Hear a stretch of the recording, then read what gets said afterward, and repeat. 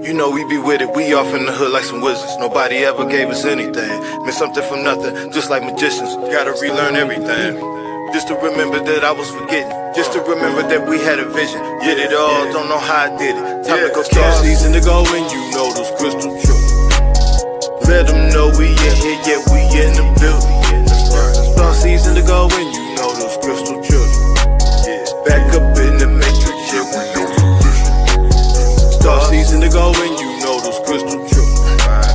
Let them know we in here, yeah, we in the building. Star season to go and you know those crystal truths. Back up in the matrix, yeah, we know the vision. Off on the mission, you know how it goes. Off in the system, they turn up their nose. They took all the soil, but they didn't know. Through the concrete, you see the roads. Eyes ain't open, don't mean I ain't woke. Ain't got no cash, don't mean that I'm broke.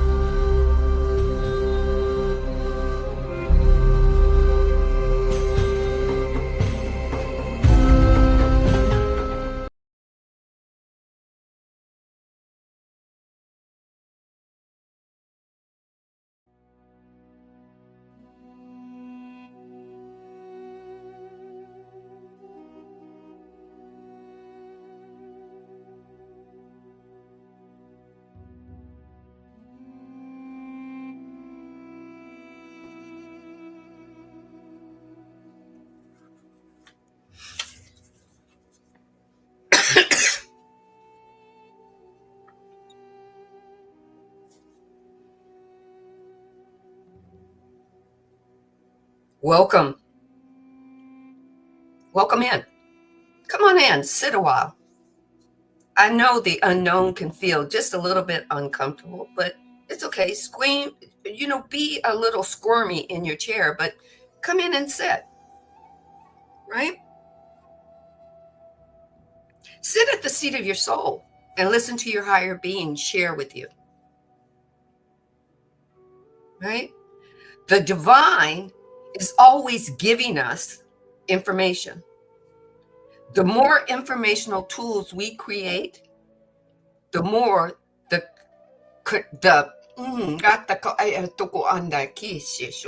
more the creator that created us, that give us energy to create the communication systems, creates within us, communicates within us. You can hear right now that I'm stuttering my words because the divine wants to come through, and my ego is saying, speak, it's your turn, introduce him. And the divine says, let me say this. Your wholeness, you're worth every moment to be here right now. If you were blessed to come in this way, if you took hold of that energetic motion to be here right now, sit. Some things that will be said will be uncomfortable, but uncomfortability is movement into your evolution.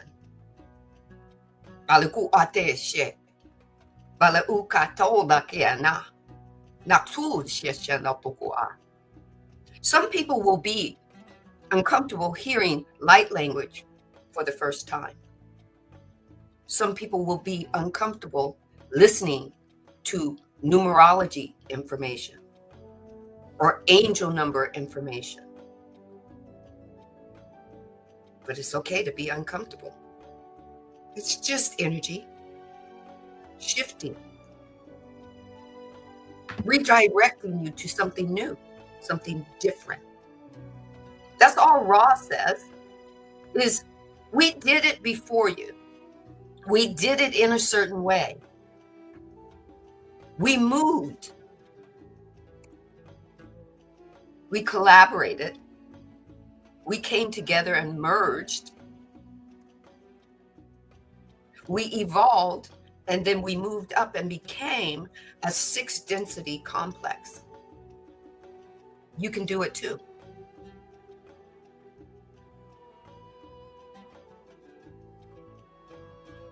Here you are. Here's the cheat sheets. Use them how you want to, for however it's going to impact you, however it's going to grow you, expand you, however it's going to shift you and evolve you. You may not do it the way we did it, but that's what free will is all about. So come in, sit down, stay a while. Are you ready? I know I am. How about you, Marcus?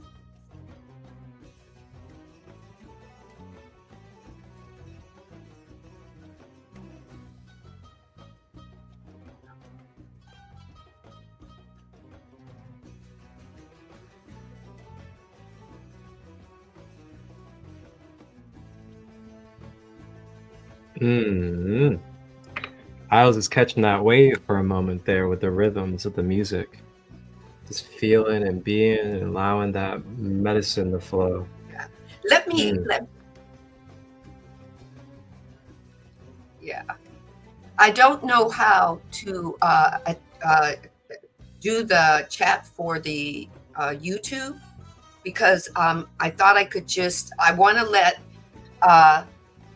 Lanny Cat know that I see them in the YouTube. And I have to ask my guru right here how to do it. Do I just click join the chat? Sure. I don't know. Try it. It says join the chat and then connect to comment. Okay, hold on. Maybe connect to comment? No. It's not the right way. Anyway, I see you, Dwayne. I love you. Yeah, they can hear you. Okay. Okay. See, here we are. I'm learning something new. I got to figure that out. But if I don't ask, I'll never know. That's what the raw material is about. We've asked so many questions as a human a collective that Ra is saying, hey, 5 books, saying, I'm giving it to you. And then guess what? There are other authors that took the raw material and they broke it down based on what the divine was giving them information to. Sorry, I interrupted you, Marcus. Back to you. We're just flowing and living.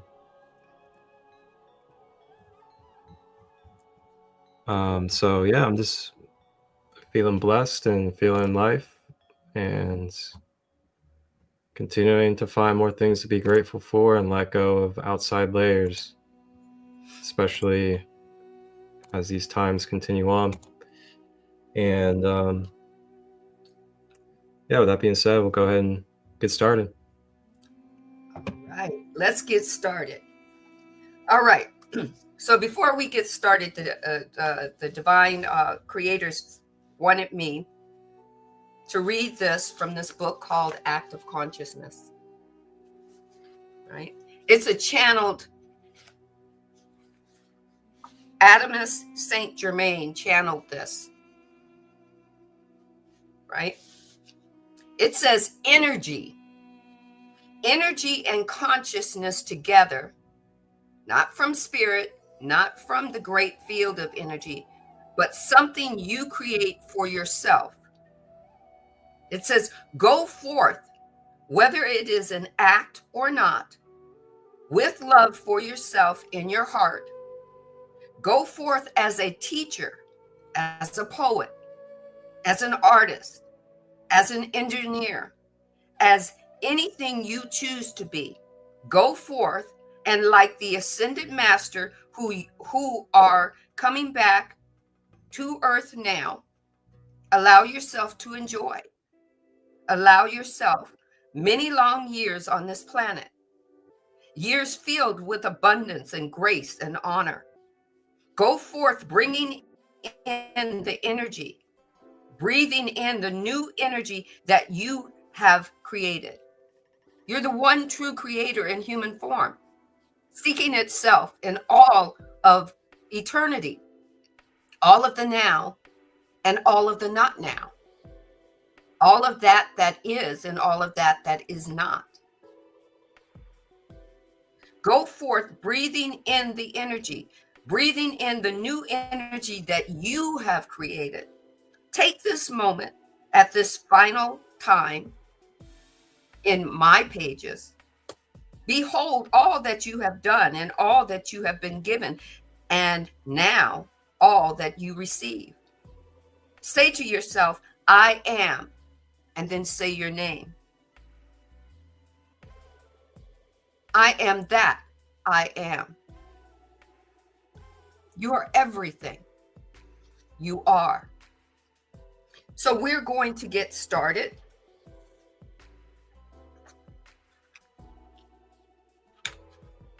The questioner asks, and for those who are new, I am reading from The Law of One, Book 3. It's channeled by Ra, a humble messenger of the Law of One. The questioner asks, the purpose then of what we call the incarnate physical state seems to be holy, and he spells holy, WHOLLY, and almost holy, that of experiencing the programmed catalyst and then evolving as a function of that catalyst. Is this correct? I am Ra. We shall restate for clarity the purpose of incarnative existence in evolution of mind, body, and spirit.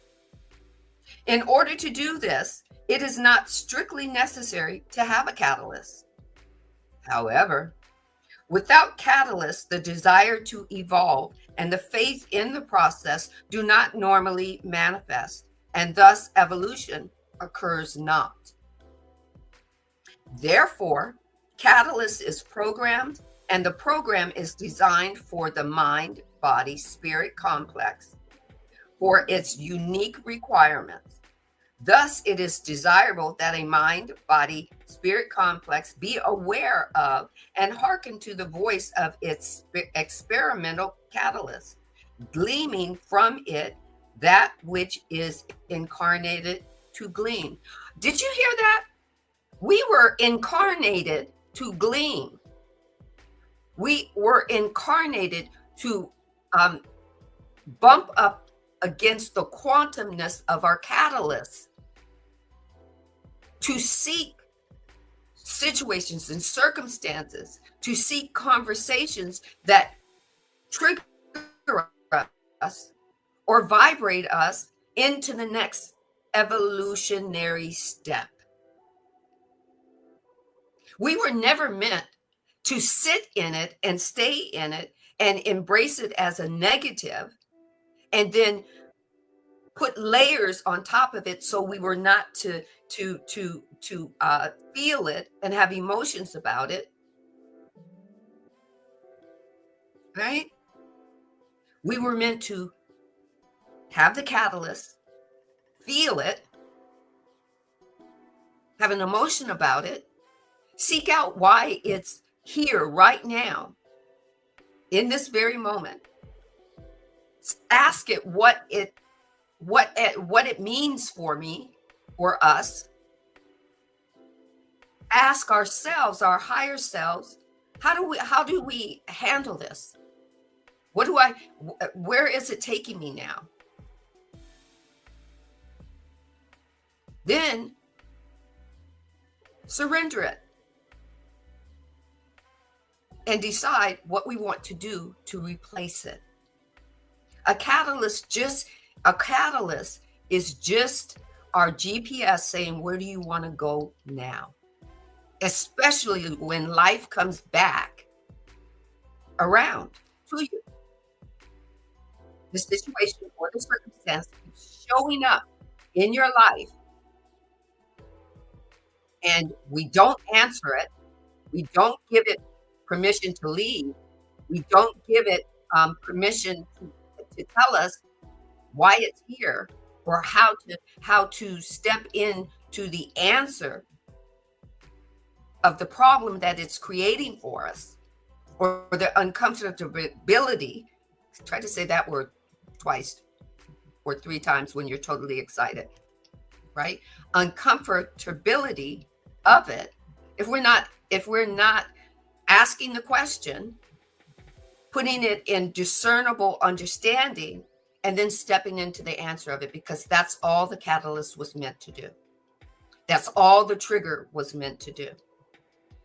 And if we don't have those catalysts and those triggers, we don't move ourselves to the next evolutionary jump. Back to you, Marcus.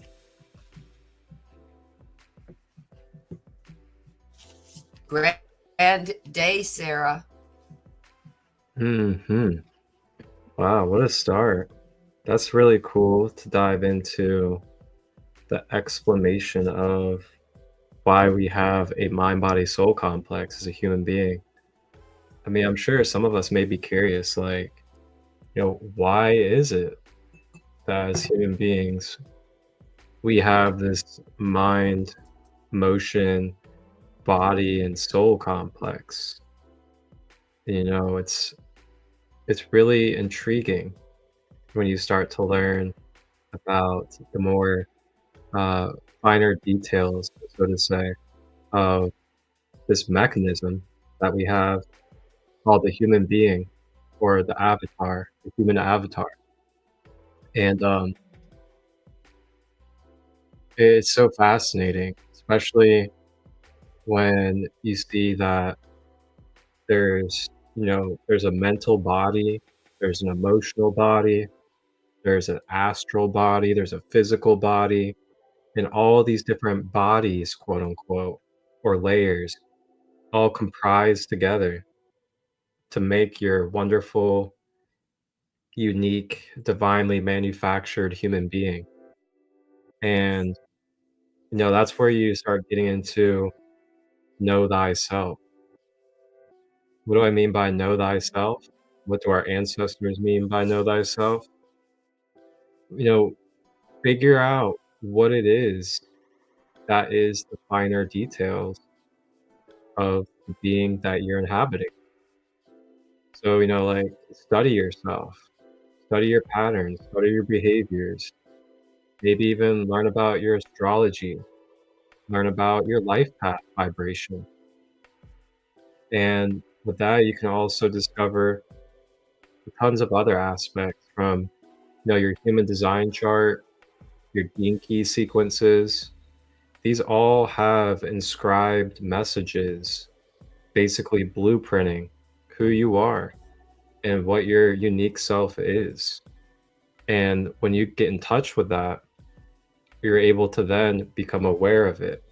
When you become aware of it, then you start to have more conscious power working with these aspects of yourself. You start to learn, oh, okay, I'm a Gemini sun, I'm an air sign. So I naturally am someone that likes to be able to flow. I don't like restriction. I don't like to be under somebody. I like to be able to flow mentally free without having to deal with mental limitations or all these different things. You start learning about all these different aspects about yourself, and you can start to complement your everyday life in ways that optimize your energy as your being. And then when you step outside of your own self and you get to know thyself, and you start to learn about other versions of self, which is your loved ones, your family, your friends, and you start to learn about their signs, their charts, and their vibration numbers, then you start to then do what you did for yourself, but then come in tune with that person's unique being and learn how you can complement them and be in addition to giving them the most optimal everyday life that they can have. So, it's very fascinating. And I just want to say that, we have this basic outline or basic blueprint, that Ra gives us and that we've been given many different ways about, the human being, the layout, how it operates and functions, and all these things. But I'd like for you to, or I invite you to think about the knowledge as basically the basis, or kind of like the foundation fundamentals. But then within the basis, within those foundational fundamentals, there's then unique inscribed codes within each and every one of us that is unique individually. And that's where Know Thyself comes in, is where does your uniqueness blueprint and express into this basis outline that we are being given of what the multidimensional human is. Really fascinating stuff. It's that duality, the duality of what is, and then also the aspect of infinite creativity being blended together. And that's kind of like a general way of explaining what creation is. Creation has an outline. There's like an original blueprint to creation that the source made. And then within that is just different degrees of vibration, octaves, and details that fill in the rest infinitely. And it just expands and duplicates, mixes and mingles, and continues.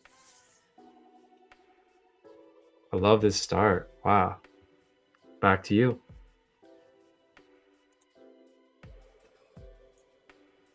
I love the start too. Right? We are so, okay, I'm going to put this, I'm going to listen to the divine. The divine wanted me to, the word that we use a lot, or that you hear people say a lot, is transparent.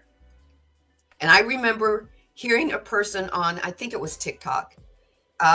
It was a woman, and they were talking about relationships to men. What she said wasn't wrong or right. It just was how she believed it. And she said, I don't want a man to be truthful to me. I want a man to be transparent. And I sat with that word. I immediately went to the seat of my soul, because I knew I didn't want to judge it, right? Because I don't know her, so I can't judge why she said that. But I sat with it a while, and I said, transparent. I've heard this before.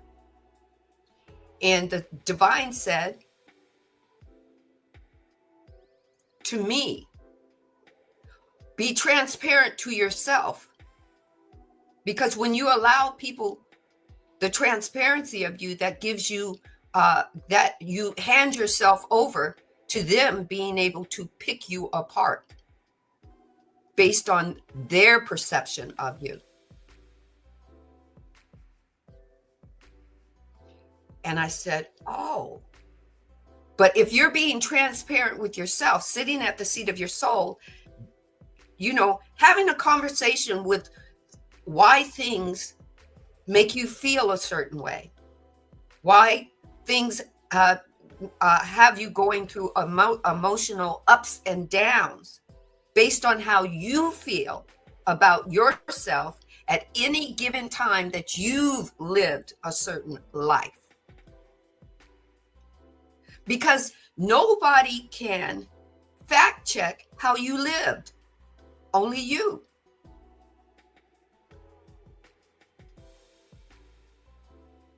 Your truth is your truth. Ra is telling you continuously in every book that they have channeled, they are telling you you have a belief. It starts with a thought. You are in charge of what thoughts you choose. And then you are in charge of how long you utilize the thought and what energy you put into that thought. And the more you put energy into a thought, it becomes your belief. And your belief, the more energy you put into your belief, it becomes your truth. Can't nobody tell you that your truth is not your truth. They can tell you how they perceive you as you're putting your truth into action. And I went, whoa, I'm telling you, that was some deep dive stuff for me. Ra is telling you simply that if there are no catalysts,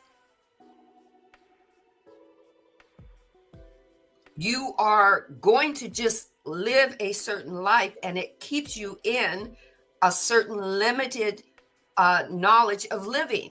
That's all. Ra is not telling you that's wrong. Ra is not telling you that's right. Ra is just saying the catalysts in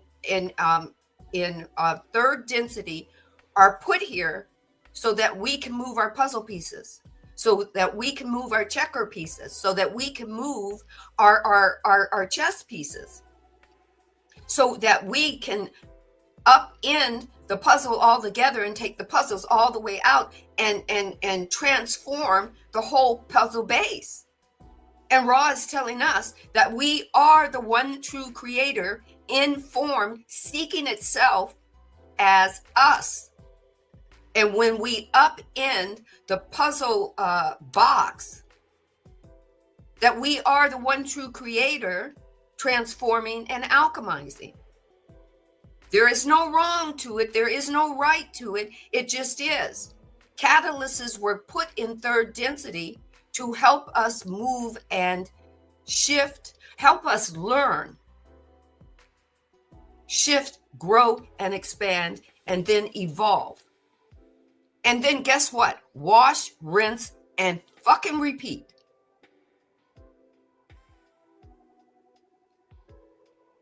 Right? And you should be the only one that is transparent to yourself. Because no one can fix you. They can suggest, but only you can say, okay, I'll try that. And then you embody it and see how it works for you. If it doesn't work for you, guess what? You get to say, I tried that. That's not for me. Thank you very much. And you get to try something else. Right? So the questioner says,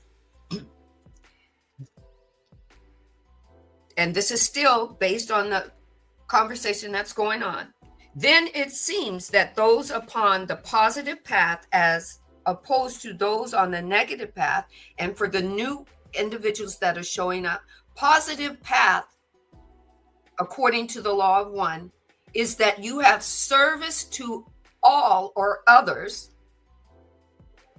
knowing that when you do service to others, you are already taken care of. Service to all is service to the wholeness of the divine creator. Service to others is unconditional love. The negative polarity is service to self only, regardless who you fuck. That's how the divine wanted me to say it. That is what you see in the world right now. Everybody out for themselves, and they're walking over everybody, climbing over everybody, smacking everybody in the face or on the ass, telling everybody, your body is mine. It's not yours, it's mine. But they're not allowing that to be the same for them. They've got another set of rules. That's service to self. And the divine didn't say, oh, you can't do that. That's wrong. The divine said, I put it there. You get to choose it. You have free will. Not wrong or right. You get to stay there as long as you want. But you know what the divine put in place? The law of cause and effect, otherwise known as karma. She's not a bitch. She's just doing what she needs to do. She's listening to you. Do unto others as you do not do unto you, or allow for people to do unto you. But the universe says, I got a different plan for that. Because what you put out into the universe, I'm going to give you back. right? Take what resonates, leave what doesn't. If you feel that karma is about your knight in shining armor and taking care of all those people that ever wronged you, go ahead. The divine says, just what you put out, what you talk about, what you say, know that it's directed back to you, not to someone else. Yes, the universe is listening. That's all Ra is saying. No wrong or right to it. So back to the question. Then it seems that those upon the positive path, as opposed to those on the negative path, would have precisely the reciprocal objective in the first three rays: the red ray, the orange ray, and the yellow ray. Each path would be attempting to utilize the rays in precisely the opposite manner. Is this correct? Oh, this is right up Marcus's alley. We're about to talk about the root chakra, the sacral chakra, and the solar plexus, right? Right? Do you know what Ra's answer is? Ra's answer is yes. People who are utilizing the positive polarity, and the negative polarity, get to use those three chakras exactly how they want to use them. Does it blow your mind? No wrong or right to them. They know energy. Energy says, give me a command. And then you give it a command, whether it's of the positive polarity or the negative polarity. And energy says, let it be so. Blows your freaking mind, doesn't it? Let's listen to what Ra says. Ra says, I am Ra. It is partially and even substantially correct. There is an energy in each of the centers needed to keep the mind, body, spirit complex, which is the vehicle of experience. Did that just blow your mind? You're going to experience the positive polarity or the negative polarity, and this body and all its chakras are going to help you experience it. Nah. I'm just saying, right? Ra goes on to say, incorrect confirmation and position. Both negative and positive entities do well to reserve this small portion of each center for the maintenance of the integrity of the body, mind, spirit complex. After this point, however, it is correct that the negative will use the three lower centers for separation from and control over others by sexual means, by personal assertion, and by action in your society. Contrary-wise, the positive orientated entity will be transmuting strong red ray, and they call it sexual energy, but here the divine wants me to also let you know that that's creative energy, not just sexual, okay? Into the green ray energy transfers and radiation in blue and indigo, and will similarly transmuting its selfhood and place of society into energy transfer situations in which the entity may merge with and serve others, and then finally radiate unto others without expecting any transfer in return. So the negative polarity, utilizing these three lower chakras, they get to use it to take advantage of people for their greater good. The positive polarity will serve others for their greatest good and their highest good, and they will learn to do it without expecting anything in return. Back to you, Marcus.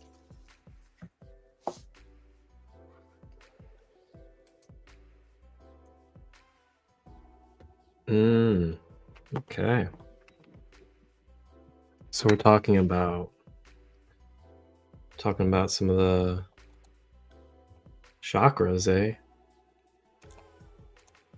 Okay. Let me see what we got here for us. Let me see what we got here for us. Did I save it? I saved it. There it is. Woohoo! Okay. So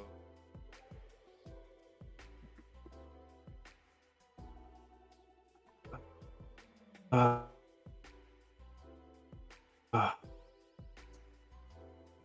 We paused for a it's a little minute. itchy right now.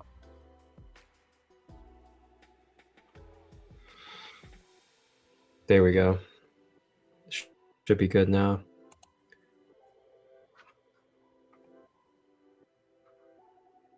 So yeah, Rob was talking about the bottom three chakras, and just brought me to this edge. Where we're talking about seeing the 7 chakras, but then also seeing, the 2 pyramids of the above and below that are encased within the chakras. And then in the center of that, you have the heart chakra, which is the balancing bridge point of your higher and lower dimensions. So as you see here in this diagram, the bottom triangle, which is where the lower 3 chakras are that Ra is speaking upon, which is the root chakra, your sacral, and your solar plexus. So these 3 chakras are what primarily connect you to your physical body. So these are different physical bodies or dimensions of yourself. Your root, sacral, and solar plexus. They're going to be what helps you be able to ground, anchor, and be connected to your physical human earth life. So the more healthier these chakras, the more you're going to be feeling grounded, secure, strengthened, full of life force energy. You're going to feel self-empowered, and you're going to feel like you have a lot of shine and passion and willpower to be able to live and create. And then as you rise up, you have the heart chakra in the center, where you start to feel the spiritual bodies or your higher heavenly bodies, which is where you have the top 3 chakras, the throat, third eye, and the crown. And it's all connected and it's all simultaneous, and it all is in effect with each other at the same time.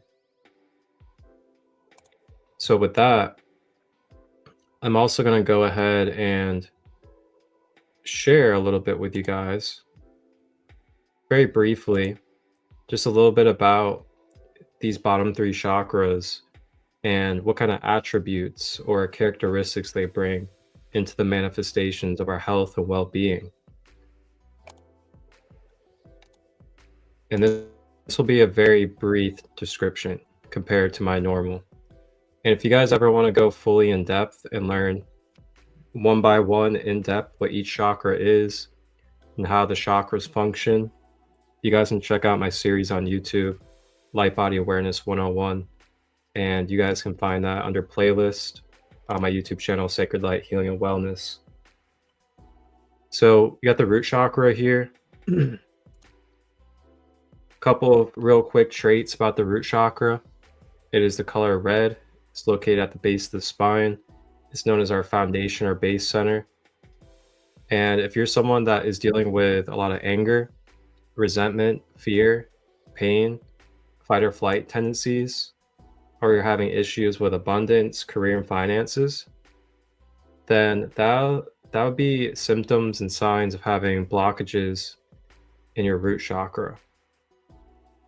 So if you're dealing with these kind of manifestations in your life, Something that you can direct your focus to is directing your focus to healing, activating, and grounding your root chakra.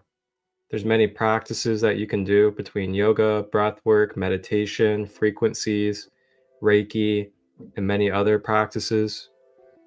And along with that, there's foods and herbs, as you can see on this graphic as well, like root vegetables, beans and nuts, ashwagandha, clove, paprika, and rosemary. So another key thing too is the more healthy your root chakra, the more you're going to be naturally stable. You're going to feel a sense of inner peace. You're going to have that inner safety without needing to retreat or seek others for safety and validation. And not just that, but you'll have a way more regulated nervous system, a more stable emotional state, and you'll also be able to be more anchored through changes and through the whirlwinds of life. Super big key right now with all the chaos and all the frustrations and all the flying emotions that are taking place in this world. Something you may want to consider is focusing a little bit more on your root chakra during this time so that you can just continue to anchor in your peace and divine nature throughout all the chaos. So then moving up, we have the sacral, which will be the next one up from the root chakra. And that's located below the navel or the belly button, and it's color orange. Your sacral is where your vital life force energy and your passionate energy begins to flow. And it's also where you start to cultivate your sexual and creative energy. So with that being said, it's important that we have boundaries, that we are creating safety and security around our sacral energy, because our sexuality and sexual life force energy is also the vital and the creative energy that we need in order to create, to have passion, and to continue forward into this world. So along with that, it also connects with your inner child. This is where we have curiosity and innocence. And it's also our divine feminine nature as well. So along with that, keep in mind of the cords and the relationships you have in your life currently, if they are depleting you or if they're uplifting you. And then some ways of the sacral that you can help activate and clear is same as the root chakra, many different practices, different tools that you can use, crystals, foods that are orange, and other wonderful things like oranges, mangoes, peaches, sweet potatoes, cinnamon. And another thing too is, and this is a very deep one that I'm going to touch on here, is really taking time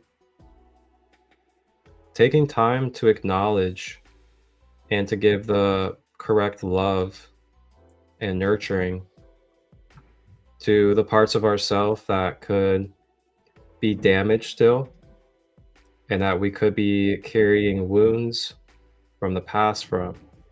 This could regard childhood, sexual trauma, as well as other very, very heavy energies. And just keep in mind, if you're still feeling these past things creeping in on your life, you feel like they're kind of shutting you down from being able to be present, to be able to feel love, to be able to feel passionate, or you're feeling like you're afraid to be seen or to be able to express yourself. These things could really use some good attention and love possibly. And if you need assistance, if you need support with how to address these kind of layers, just reach out to myself, other practitioners, and trustworthy resources. And then lastly, we have the solar plexus. Solar plexus is in the abdomen area, and it's yellow. It's like our own personal inner yellow sun, or our own inner raw energy. And I feel it's necessary here to talk about what physical parts it connects to. And it connects to the health of your stomach, your liver, and your gallbladder. So if you're having any issues around your digestion or any of those, you can actually bring focus to your solar plexus. Do solar plexus exercises and practices, work with the frequency, and the more that you attune your solar plexus, the more it's going to naturally start bringing balance and restoration to these kind of things that's connected to. It also gives you your traits of willpower and inner strength, natural confidence and self-esteem. It is also a home of your gut instinct or the second brain, which is why it's important that we know what we're putting in our tummy and that we're not poisoning our stomach and continuing to debilitate it. And then it's also where we develop our ego, and it's also where we have self-control and decision making. So if we're very impulsive, or we're doing things out of our ego for ourselves, those could be signs of having an imbalance in your solar plexus. A healthy ego is having a balanced ego. Your ego can be of any polarity. So it's not about good or bad. It's just about what polarity is your ego in. Are you keeping your ego in service, positivity, solitude? Are you kind of, guiding and communicating with your ego from a higher standpoint, nurturing it? Or are you allowing your ego to run wild, letting your animalistic natures take over? So then some things to focus on with the solar plexus that could help you become aware and more clear is, releasing judgment, criticism, also making sure that we are continuing to self-empower our own self without identifying with the world and continuously depending on others for self-esteem. And then just also be wary of overactivations in the solar plexus, such as being egotistical and full of your own self, which we talked about with Ra, which is service to self, becoming possessive and being overly competitive and ambitious over others are some key things that we can very easily become imbalanced with the solar plexus. And then again, foods and herbs, lemon, banana, pineapple, squash, sunflower, dandelion, ginger, turmeric, and so much more. And quick tip too for the solar plexus is, finding ways to continue to take action in your life, whether it's a very, very small action or a big action. But the more that you continue to take actions in your life, the more you're going to be able to keep the momentum of energy flowing through your system. And again, those steps can literally be a super small action. The action could just literally be, oh, today I made sure that I did, my 5-minute meditation before I got to bed. Instead of pushing that to the side, contemplating it, you just take that step and you just do it. And taking that action is going to put you in the energy of the momentum of what it is that you're wanting to do. When we get stuck in that head and we just stay in the head and we don't take action, that's when that energy starts to become like dead energy. And then it starts to fall back on us. And now we're sitting in the head and we're like, oh, I should have been doing this. Oh, I should have done that. Now I got to do this and that. And I'm not doing this now. And you start getting all depressed and anxious. So, actions, just take a step in any way that you can, even if it's going out and buying a journal or going out and getting an item. And again, too, last thing, actions can be feminine. An action that you can take as well is taking a salt bath, allowing yourself to take a nap during the day, allowing yourself to try something differently. Just a little bit of insight for you guys. Back to you.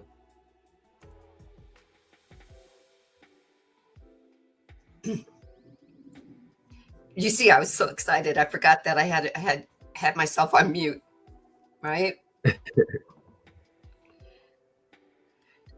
Now, we keep learning more about our root chakra, our sacral, and our solar plexus. This is very important because a lot of us, and I did this too, and I'm going to tell you why. You may laugh at me, but it's okay. I'm going to share it. When I had my final awakening, I mean the brouhaha of awakenings, I mean dark night of the soul, crying my eyes out, feeling whatever, and I had that breakthrough, right? I said to myself as a spiritual person, oh, now nothing bad ever is going to ever happen to me again. Everything is going to be love and light. It's going to be, roses. Everything is going to smell like roses, right? But I thought I was grounded. I thought I was, I had some things, going on. I thought I had some surrender going on with my root chakra and my those lower chakras. I thought, hey, I did everything. I'm good to go. But the divine, I had to sit when shit still kept happening and my eyes got big like a deer and I'm going, what? Right? I had to, and I'm learning how to connect to my higher being and listening to my higher being frank with me. And I was, wait, you're not supposed to tell me that. You're supposed to cuddle me and coddle me and make me feel, good. You're supposed to, protect me. But what the divine through my higher being said, you lived a lot of life, Sandee, before you had all of these awakenings. There's shit that you haven't even embarked on yet. Give yourself grace. And I said, well, what do you mean grace? It's allow yourself to go through your story. Allow yourself to be transparent with you and shift out of the old you or the old story or the old situation or the old circumstance or all the old conversations that you used to have with individuals, and allow yourself to take your time and grow and expand out of that. And the number one thing I wanted to spiritually bypass being human. But wait a second, the divine abruptly reminded me that I am body. That body was given to my higher being as a vehicle, just like you go and buy a car. And then you start learning how to operate your car, all your little fancy gadgets.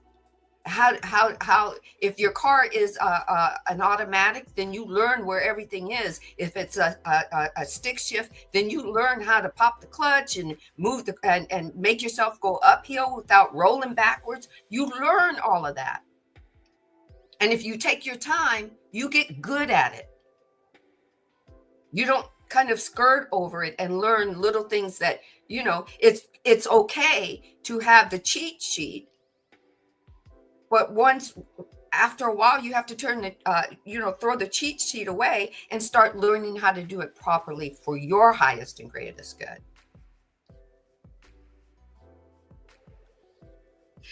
And here's an example.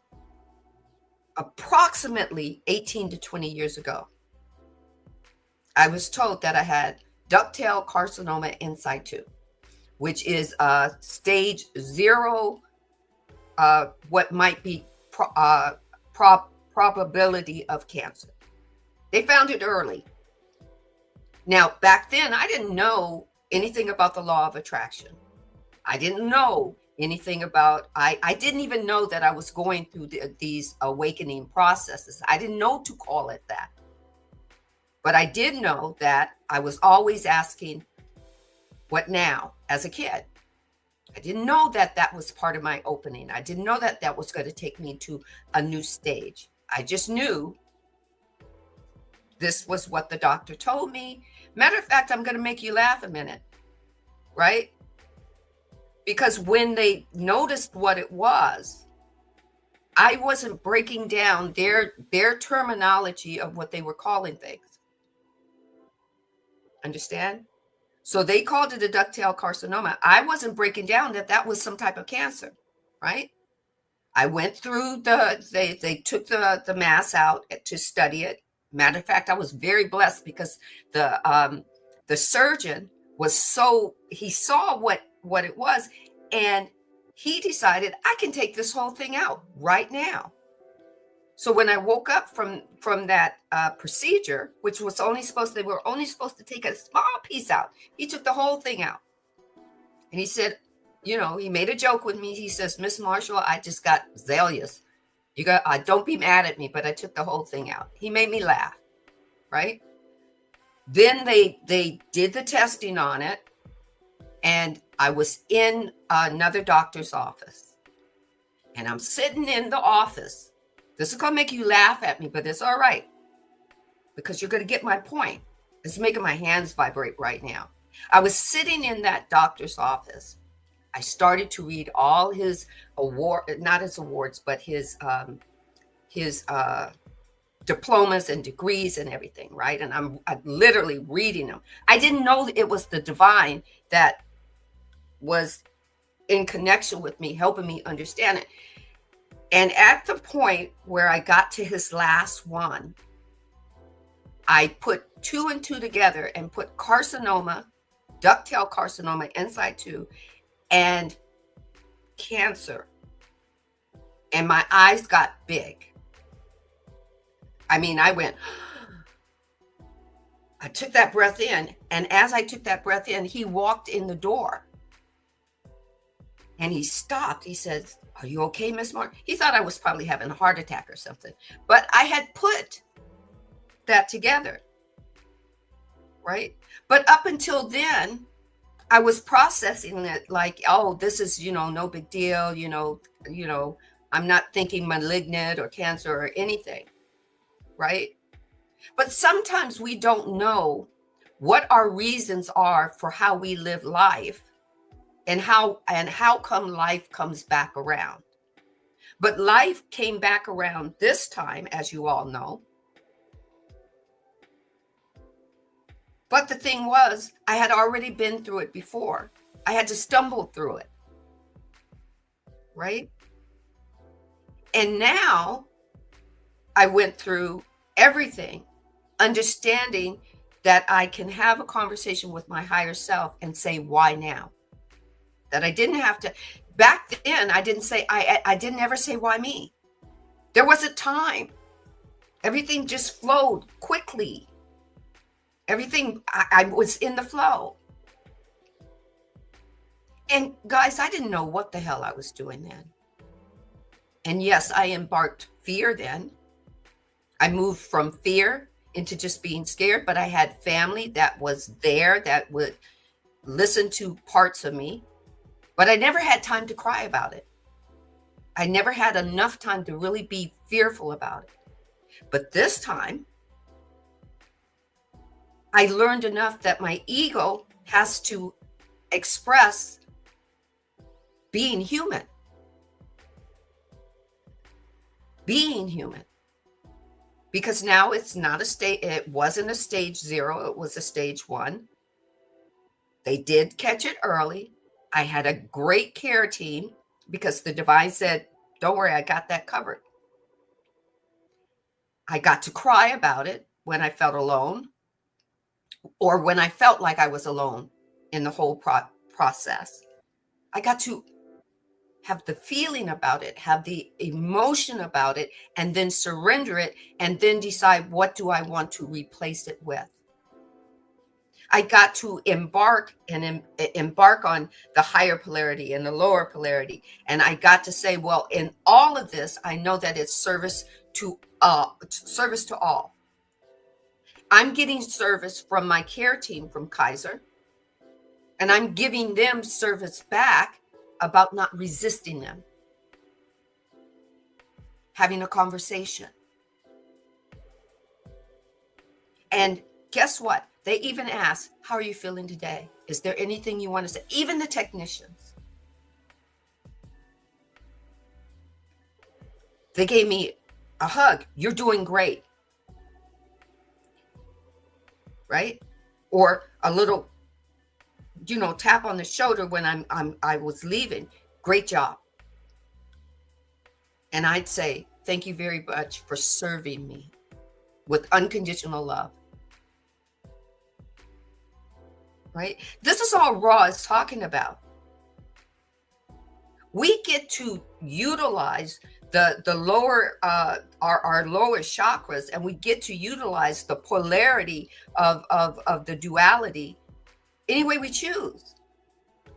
We get to choose negative or positive polarity. It's a choice. The divine is not holding anything back from you. What would be the purpose of the divine seeking itself if it holds back from itself? And you are itself.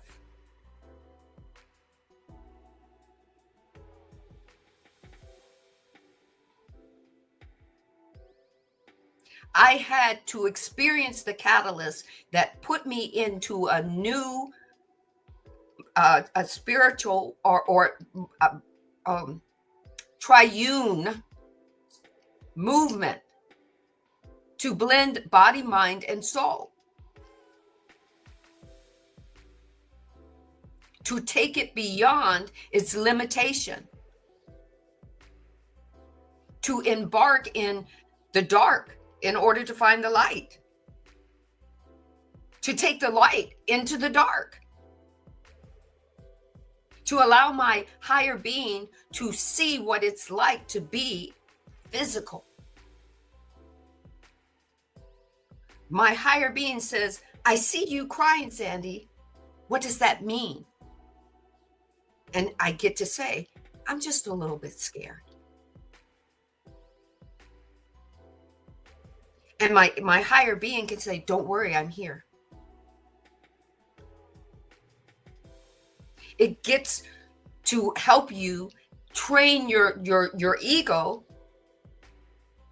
to shift and evolve with you.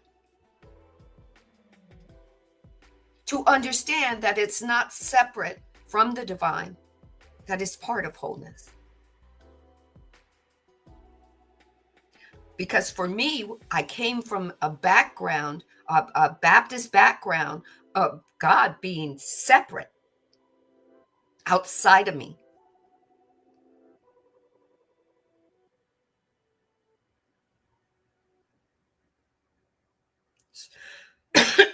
So are we ready for some more reading? Do we have enough time?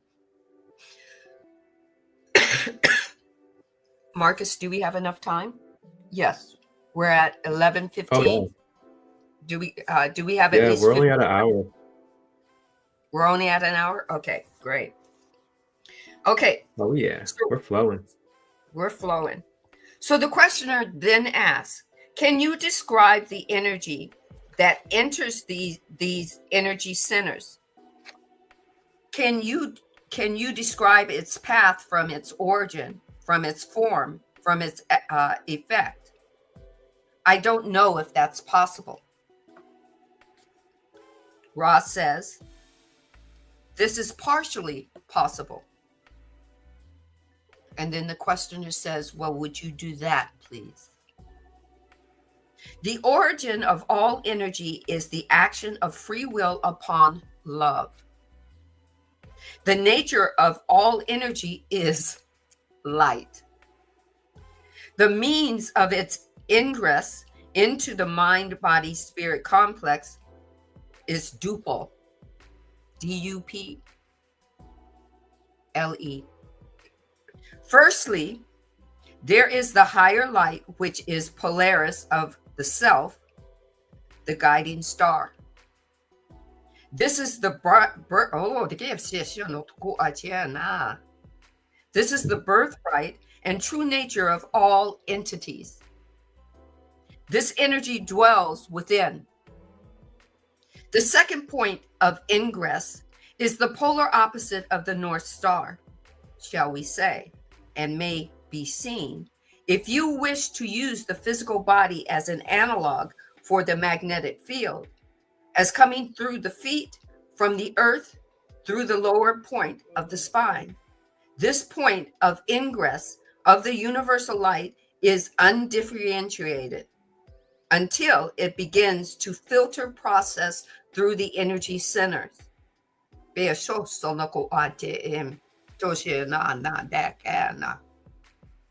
requirements of each center and the efficiency of which the individual has learned to tap into the inner light determines the nature of the use made by the entity of these in streaming.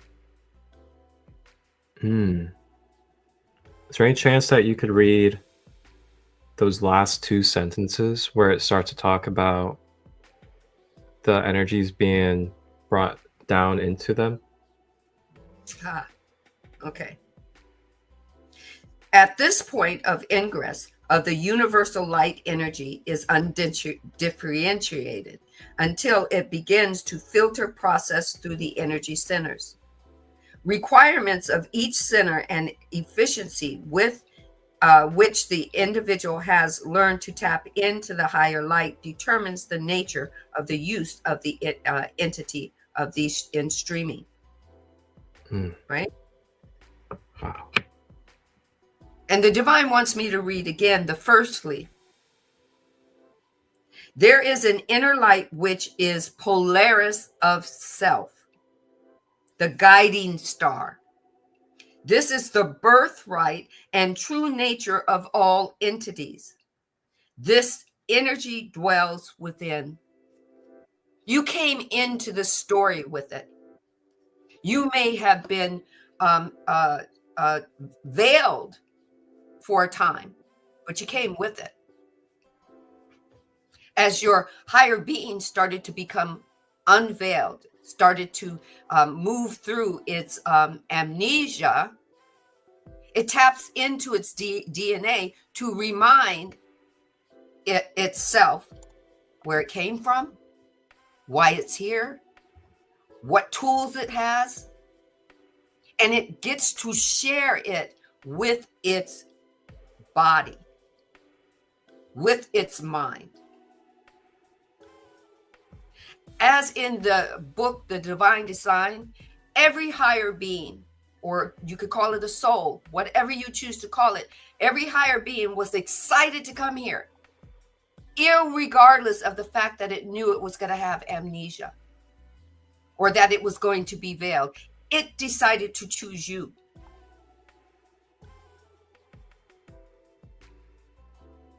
And while it was in an amnesia state, the divine made sure that you were taken care of, that you could live and make choices, free will, without the higher being signed in, tuned in yet.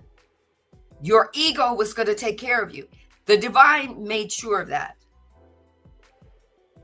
Your ego has access, for the most part, to your lower three chakras because it's giving you information from the outside, bringing it in and asking these questions. Root, am I being taken care of? Is this vehicle that I have, am I to take care of it in the root chakra? Is it being taken care of? Does it have food?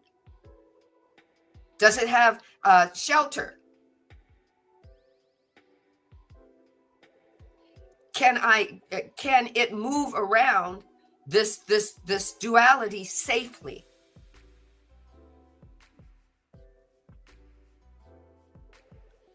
Imagine that.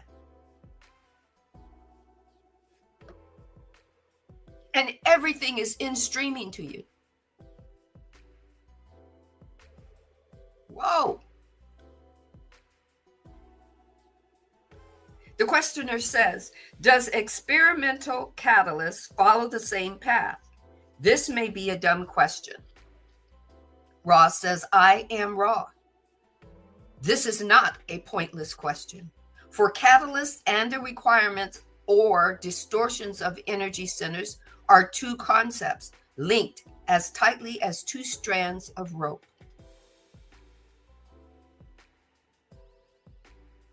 The questioner says, you mentioned in earlier sessions that the experimental catalyst was first experienced by the South Pole and appraised with respect to its survival value. That's why I asked the question, would you expand on this concept? I am Ra. We have addressed the filtering process by which incoming energies are pulled upwards according to the distortions of each energy center and the strength of will or desire emanating from the awareness of inner light. If we may be more specific, please query with specificity. I'm trying to say that word, right? With the specifics that you want, the specifics that you want. The questioner says, I will make this statement, which may be somewhat distorted, and then let you correct me. We have, take the comma, coming through the feet and the base of the spine, take the comma, the total energy that the mind-body-spirit complex will receive in the way of what we call light. Each energy center then filters out and uses a portion of energy, red through violet. Is this correct? I am Ra. I am Ra. This is largely correct. The exceptions are as follows. The energy ingress ends with indigo. The violet ray is a thermometer or an the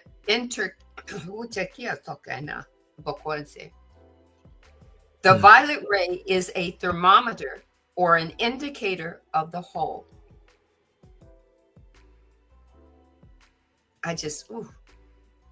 You want to go there, Marcus? The violet ray is the thermometer and or an indicator of the whole.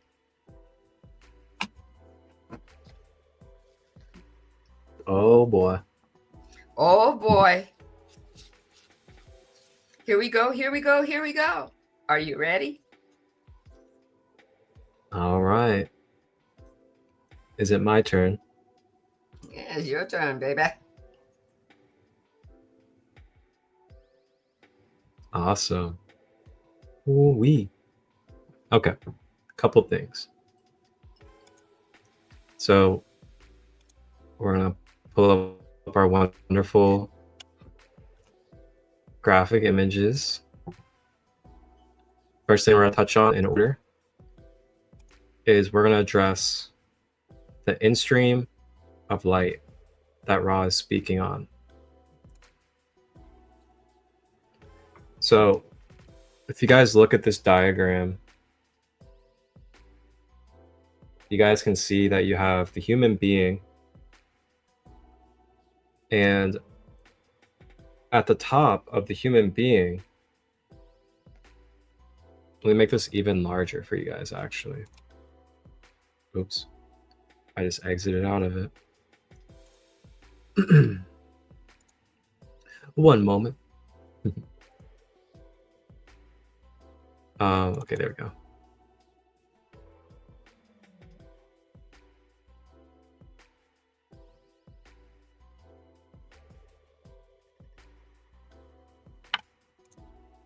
Pull this up.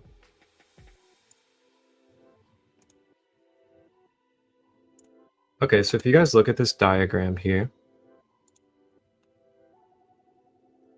you can kind of see that, you know, at the top, there's like this kind of like, how do I describe it? It's almost like a focused direction of energy coming down from above. And you can see this right above the top of the head. And if you notice, there's like this white light, and then there's actually little bits of violet energy around it. So this white light that's kind of coming down like a cone into the crown chakra, the top of the head, that's where the in stream of divine consciousness or divine light comes in to your human vehicle. So that's what's being depicted here in these diagrams. When you see a diagram like this, they show white light cords, they show different type of cords of light that go down the center of your body, all the way from the top of the head down out of the root chakra at the base, and then it usually goes into the earth. So that is your continuous in-stream of conscious divine light. And as human beings, our objective, if we want to be a devoted vessel of the light, is we daily devote ourselves to practice and to ways of life that continue to allow our vehicle to stay clear and open through these chakra centers that you see aligned through the middle of the being. And the more that these energy centers are clear and open, then the more that pure conscious light from above can just continue to stream through your being fluidly. And through that fluid connection, it builds up momentum, which then creates the strength of your electromagnetic field. And then it's just a continuous building of momentum and continuation of your momentum of electromagnetic light due to the in-stream of the divine source energy being able to continuously flow through you without resistance, without blockages, without density in the way. So that's why we do chakra balancing. That's why we do yoga, breath work, cord clearing, removing our attachments, getting rid of our wounds and densities. Because as electromagnetic energetic beings, long story short is we absorb and accumulate energy through this electromagnetic field. And as we absorb and take in energy, if it's not properly addressed, cleared, integrated, then it can become stored density. So it can go from energy into density. And then that density can pile up in our aura or into our energy field. And then that density can then turn into imbalances, disease, as well as other things that create resistance in our life. So that's why we do things like burn sage, do breath work, connect with nature, release energies, so that we are in continuous flow with this infinite energy. So as you guys can kind of see here too, you can see these rippling layers or these rippling outlines around the physical body. And these rippling outlines are just showing the different layers or bodies within our whole entire energy field or aura. And these different dimensional bodies, keep in mind too that looking at this diagram, we're looking at it from a flat two-dimensional standpoint. But keep in mind that this diagram, if we are actually thinking about it in real life or actuality, we actually want to be looking at this diagram as a third-dimensional being. So instead of literally thinking of this as flat, not in motion and happening, I invite you to think of this as three-dimensional. Think about you or how other humans are, and think about how we live an everyday moment of continuous life. So with that being said, all of the stuff that we are looking at here is continuously in motion every single day and all night. Now, depending upon the experiences that we're going through in this earth journey, they're going to alter the state of these chakras, alter the state of our energy field as we continue on with life. So this is a continuous alchemization process. There is not a single person, no matter how much of a guru they are, no matter how much of a teacher they are, there is not a single human being on this planet that 100% of the time, every single day, without doing anything at all, is just full-blown balanced 100% every single moment, every day. We are all in a free will, accountable being that is subject to experience and change. So the more that we learn about this and become more adept to what this is and how it functions, because we are in one of these vehicles, then we just get the keys a little bit more to the vehicle, and we put our hands on the steering wheel more, and we're able to be more in tune with your operating system. You know, why am I feeling blocked? Why am I feeling anxious? Okay, let me tap into my root chakra and see what's blocking me from feeling grounded and secure in my life right now. And then continuing onwards, I'm going to show you guys another diagram here. If you guys look at this diagram, you can see that this is showing a sideways view of our chakras. Now, our chakras are energy centers.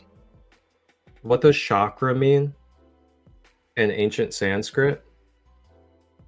In ancient Sanskrit, chakra means wheel of energy or wheel of light. So these energy centers are continuously in motion wheels, rotating and building momentum of conscious divine light. And through the conscious divine light, depending upon the frequency of the chakra, it then connects to an octave in the whole entire universe. And then with that octave, each chakra within itself connects to mental health, emotional health, physical health, and spiritual health, depending upon which chakra. And then the more that you just keep those in balance, the more your health and well-being and your functionality is going to be flowing, and it's going to be healthy. So that's why me personally, I kind of like skip past the surface level things. I skip past the physical experiences and only see things as physical. For me, I just bypass that. I just go straight into balancing my chakras. If I feel off, I feel where it is in my being, I feel off. And then I just focus on bringing healing and balance to that chakra in that area. And then what I notice is over time, as I bring some focus and attention to that, it brings relief and dissolves away what it is that is connected to that chakra. So for example, if you're having headaches, something that you can do is you can surrender, go into meditation, play some third eye chakra frequencies, do some breath work for a little bit, and just let go. And play the frequencies, maybe even put a crystal on your third eye while you're laying down, amethyst, lapis lazuli, labradorite, and then just focus on breathing through the mind's eye. Frequencies, crystal going on, conscious breathing. And what I find is that often I'll drift away into relaxation, and then my body goes into homeostasis more naturally by itself, and it starts relieving that for me. So in this diagram, it's showing how the chakras are in front and in back, and then they also go through us. So keep in mind, since the chakras are part of our energy body or our light body, our energy body and light body goes through our physical body and around our physical body, which means these chakras do as well. Now, the front and the back of the chakras are basically like these little hubs. And remember, they are rotating wheels of light. So as they rotate, the more momentum and the more strength, the more clear that they are, the more that they're going to vortex through you the optimal energies of that dimension. And then this is also why these chakras connect to different glands and organs aligned with your physical body, and they match exactly with where they are aligned. So again, the more healthier the rotation and the balance of your chakras, the more healthier the parts of your body are that are connected to those chakras as well. And then last thing I want to show for you guys is about the upper chakras. Because I know we were mentioning the upper chakras. And if you guys look here in this diagram, going back to our first one, you guys can see here the upper 3 chakras, spiritual bodies. You have the throat, you have the third eye, you have the crown. You know, the throat is where you are expressing and outputting, putting forward into the world through your voice, through your tones, the spiritual light. And you pull that up from the earth, you pull that up from your physical centers, and then you connect that with your higher centers and express it. It's like the lower 3 give you the energy to be able to be in the physical world and to be able to have strength and vital energy, passion and creativity connected to this world. Then your upper chakras are going to be connecting you to the spirit or to your higher self and to your higher worlds. And then the heart chakra is the center of that. So you're pulling up your vitality and your creative energy from the earth through your lower 3 chakras. And then you're putting that forward and expressing it through co-creation and expression with the throat chakra. Then your third eye is where you're able to perceive. So this is where you're able to perceive the world. You're able to perceive different matrices, as well as you're able to see through physicality. The more clear your third eye, the more you're able to see the symbolism, the divine messages, and be able to see that problems aren't really problems. They're actually just more things on the journey for us to learn and obtain wisdom through. Then your crown chakra, that's where the violet energy, the violet flame comes in. It talks about the violet energy, you know, being the top, being the energy of all of them. And if you know about the violet ray or the violet flame is one of the most commonly known energies or rays of spiritual light that allows you to be able to transmute, release, and dissolve any blockages or density that you're experiencing within your energy field.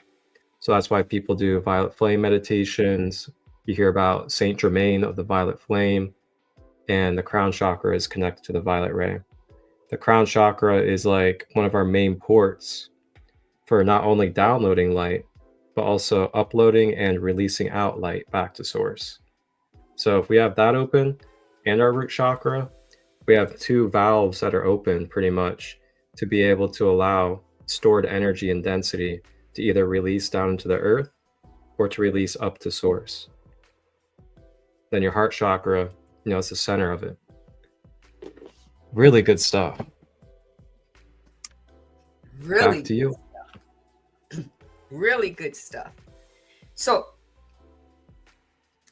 I've got 2 different readings that's going to go on. I'm going to finish the reading from the last question that I can do for today and answer from Ra. And then first, I'm going to read something from the thing. I'm going to tell you how synchronistic this is. Marcus mentioned Saint Germain. This book, Act of Consciousness, it's a channel from Adamus Saint Germain. They to the authors who wrote this book. Adamus Saint Germain says, "I exist. I am that I am." And then he says his name, Adamus. From the essence of Saint Germain, welcome to this living codex. And then he says again, I exist. These are the grandest words you can ever proclaim. I exist. You can say it with a period or an exclamation mark. And it's just that simple. I exist. So the question, or the questioner says, as this energy is absorbed by the energy centers at some point, it is not only absorbed into being, but radiates through the energy centers outwardly, just like the picture that Marcus showed you. I believe that this begins at the blue center, and it also occurs in the indigo and violet. And he puts that with a question mark. Is this correct? I am Ra. Firstly, we would state that we had not finished answering the previous query and may thus answer both in part by stating that in the fully activated entity, only that small portion of in-streaming light needed to be tuned, or I put B in there, needed to tune the energy center is used. The great remainder being free to channel and attract upwards. To answer your second question fully, we may say that it is correct that radiation without the necessity of response begins with the blue ray, although the green ray, being the great transitional ray, must be given all careful consideration. For until transfer of energy of all types has been experienced, the master, to a great extent, take the comma, there will be blockages in the blue and indigo radiations. Hold on. He's not finished. Just making sure my pages aren't sticking. Again, the violet emanation is, take the comma, in this context, take another comma, a resource from which, through indigo, intelligent infinity may be contacted. The radiation thereof will not be violet ray, but rather green, blue, and indigo, depending upon the nature of the type of intelligence which infinity has brought through into discernible energy. The green ray type of radiation, in this case, is healing. The blue ray, the communication and inspiration. The indigo, that energy of adapt, which is at its place in faith. Take what resonates, leave what doesn't. Back to you, Marcus.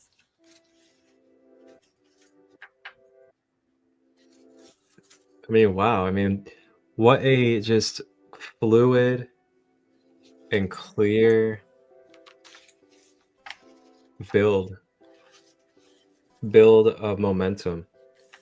You know, it's funny how I just spoke about momentum and how we can build momentum as we just continue to take action and continue to speak on the things that are coming through us.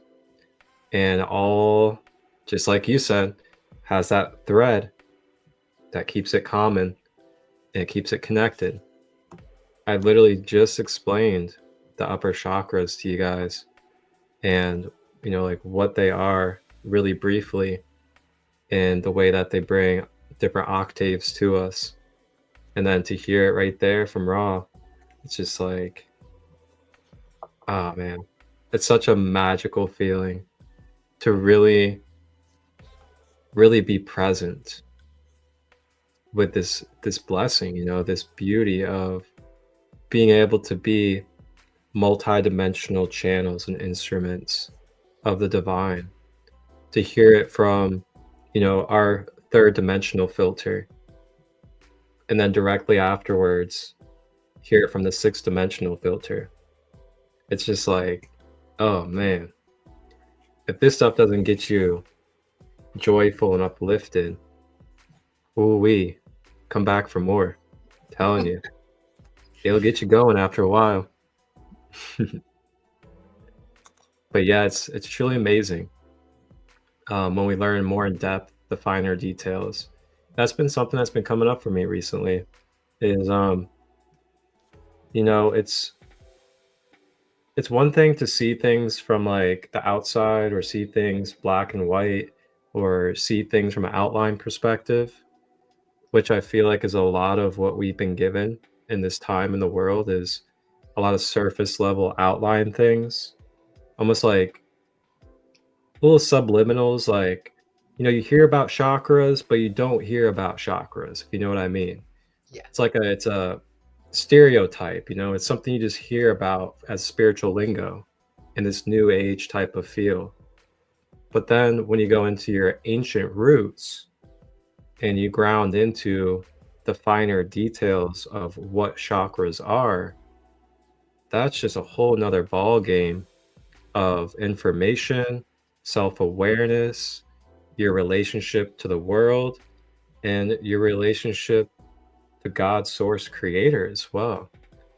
So, you know, it's one thing to hear about these things. It's one thing to kind of like watch a video or hear someone talk about them on a very surface level. But once you dive into these really deep details of the studies, that's when you get to really acquire the knowledge that gives you the ways and the codes and the secrets, so to say, of how it is that you can be an alchemist and be a self-master while you carve your way through this world. And that's what we're here to do, is help you guys obtain those finer details. And not just obtain the finer details, but also see for your own self freely, out of your own free will, where does it resonate in your own personal life? How can you integrate this knowledge? And how can you make it tangible for you and those around you to be able to live a more optimal and more connected life? Quite the blessing, I'd say. Quite the blessing.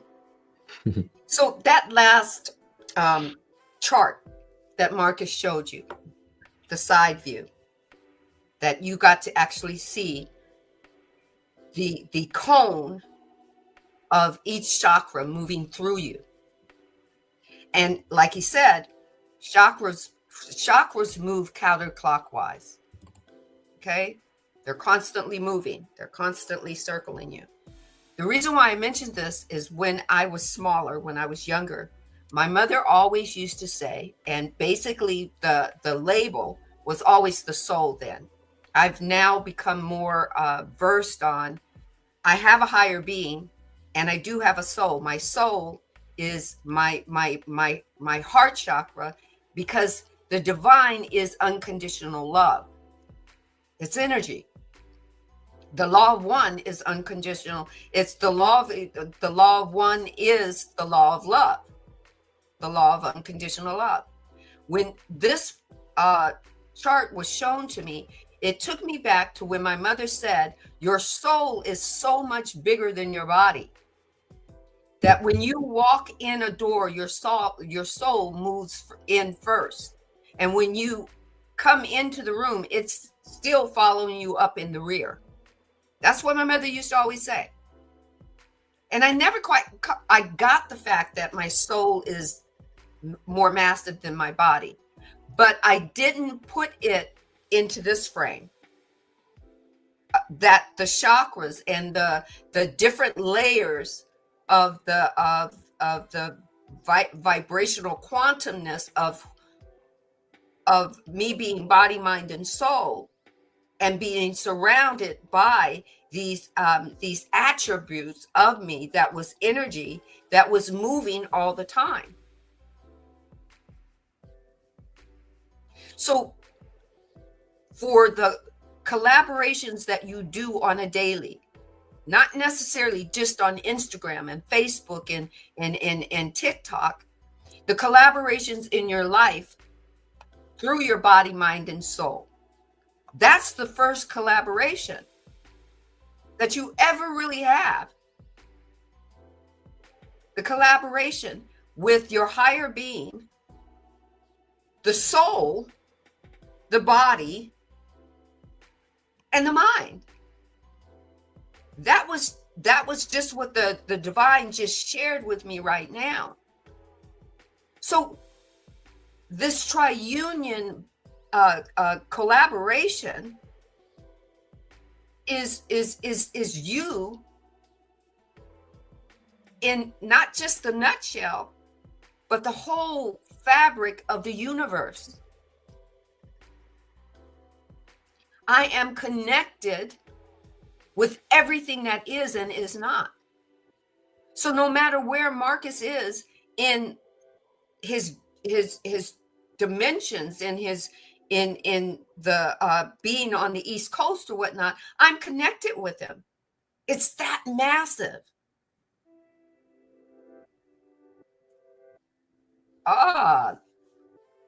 Speak to us about this, Marcus. Oh, yes, absolutely. And as I do so, let me very elegantly move my device over here to the charger Okay. before it dies. Pay attention to And there we are. Okay. The wonderful thing of flexibility and movement. Yes. So in this diagram here, if you guys are looking, Sandee mentioned a little bit about the interactions that we're having and how it can alter and affect our energy field, basically, in our chakras. So in this diagram, someone made a very, very simple and clear way of kind of understanding a little bit about how energy cords work and how we can create energy cords from each chakra to other people. So if you can see here, these are different phrases or sayings, which are also energetic actions as well, that can bring negative cords or negative effects of attachment to your energy field. So as you can see here, they have at the root chakra, take care of me. So, that's a negative behavior or a negative trait of your root chakra. It's going to disempower your root chakra, because what you're doing is you're handing over your total power of your accountability and responsibility of taking care of your mind, body, soul over to another being that ultimately isn't even responsible or accountable for your vessel. So then when you do that, that's when we start to create dynamics in our life, such as narcissism and codependency, whenever we're out of balance with these relationship cords. And there's always finer details. Again, it's in the finer details of why we are in a narcissistic relationship or why we are codependent, vice versa. There's reasons behind it, and there's energetic reasons. So then if you continue on, you look at the sacral. Give me just one moment. I'm gonna grab my phone just in case anybody has questions. Cool. Okay. And feel free to put questions in there too if you guys have questions in the comments. So when you look at the sacral, and it's have sex with me. So this is basically like you're in a connection with somebody, and the only thing that they really want to focus on is how much you're having sex with them, or if you're going to have sex with them. And what that can do is that can really disempower your sacral energy and that other person's sacral energy. And you can actually also become, vampiric, like a succubus, where you're just wanting to constantly drain their sacral energy for the sake of your own self and your own pleasure. And you don't even really deeply care about the other person and what they feel, and if they truly want to be able to do something like that. Then you have, tell me what to do. Negative trait of the solar plexus. This is when we're basically giving away our own empowerment. We are depleting our own personal strength and confidence and self-esteem. And we constantly have to have somebody else caregive us, constantly validate us about our own life, who we are, if we should do something that we love, if we're capable, all these different things. And then when we do that, we put ourselves in a place where we're underneath somebody. And then they basically come subject to basically being able to do and say whatever they want, their own free will, about the dictation of our life, because we're giving that to them. And they cannot have the best interests because they're not us. They don't know what's best for us because we know what's best for ourselves. And then there's other examples as well for the other chakras. And, these are all things to pay attention to in your everyday life, and even in maybe your own personal relationships. And for some of us, this might be a reality check. This might be a world shaker to really look deeply into this energetics of how we're operating in our everyday life with the people around us. And this is where boundaries come in, conscious conversation, looking deeply and being real, transparent, and honest about what it is that we're doing in these relationships. Are we truly in a relationship to really, experience unconditional love together? Or are we in a trauma bond? Or are we in a codependent or narcissistic relationship? These are things to look at. And if the other person is conscious enough with you and they want to be able to work through these imbalances, that's a beautiful thing, so be it. But be aware for your own self where you need to draw the line. Where do you draw the line of, okay, I'm going to continue to grow and change. They don't want to continue to grow and change with me. So I'm going to have a boundary, or I'm going to have to honor myself and continue forward with my life. These are things that we're going to have to be real with. And sometimes we get really comfortable with where we are and who we're with and who we're around. And we may get scared of stepping out of that comfort zone or taking a leap in our life. But I'm telling you, the more that you really embody and become aware of the truth of who we are, this knowledge that we've been coming across and sharing, you'll really see the value in continuing to take action and move forward in your life when things are ultimately bringing a lot of negativity for you. So these are just some examples of what to look for with negative attachments, with cords and relationships in our life. Truly, right? It's not that we're telling you not to do things. My suggestion is, if you have a question about what you're doing or why you're having relationships, ask your higher being what it came to seek through you. If you know that you're the vehicle for your higher being, and your higher being is seeking something for polarity, you get to sit at the seat of your soul, the heart of you, and ask an embodying question to your higher being. Why him? Why her? Why do I have this feeling of that I have to be compliant to individuals that want to pick me apart? What energy am I in that they vibrated to that energy, that I attracted that person? Right? We're not telling you to not have sex. If you feel you want to have sex, ask your higher being, are you trying to feel what sex vibrationally feels like? For me, I'm just saying, it's not, if you believe you're triune, then that means your body and your mind and your higher being are on this journey together. Ask your higher being if your higher being is moving to somebody that could help you with this. A therapist, a psychiatrist, a psychologist. If it's helping you move to praying, being a prayer warrior, or going into your meditational closet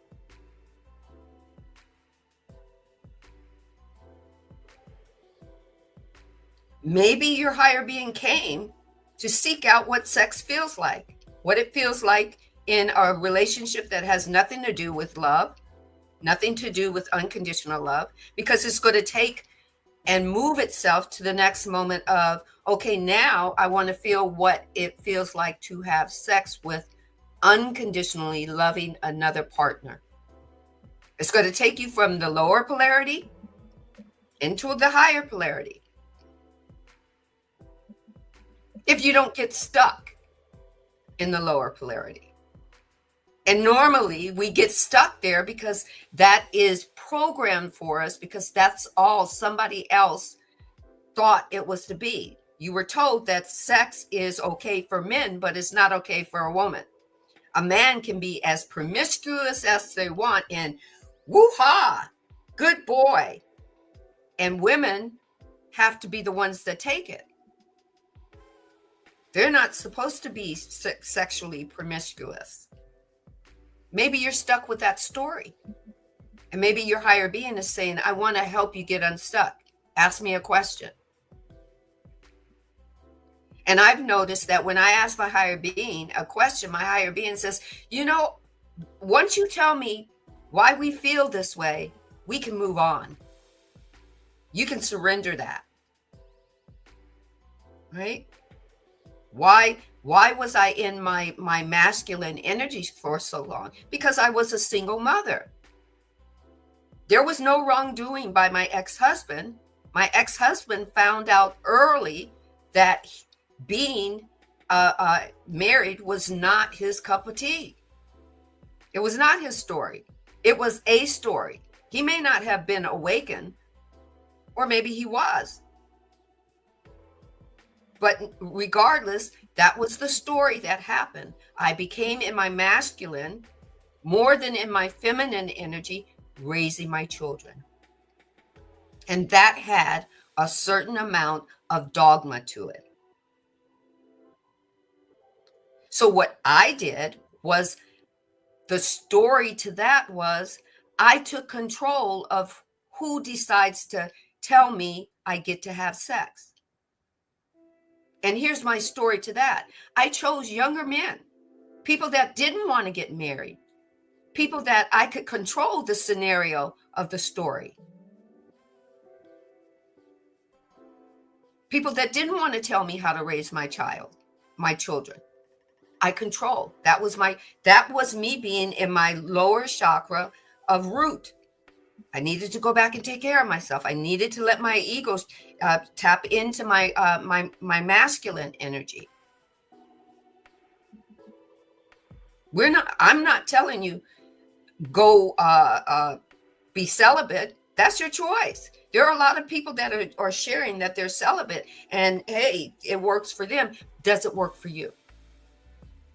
Asking yourself, why should I do this? Am I doing it because somebody else is telling you, hey, I'm being transparent with you and telling you all about me. Do you like I do? No. Be transparent with yourself. Ask your higher being a question. Ask your higher being, what part of my chakra do I need to tap into? Do I need to source into? How am I going to grow? How am I going to expand? Sandee did it this way, but I don't think that's for her way, isn't for my highest and greatest good. Then guess what? You get to seek it.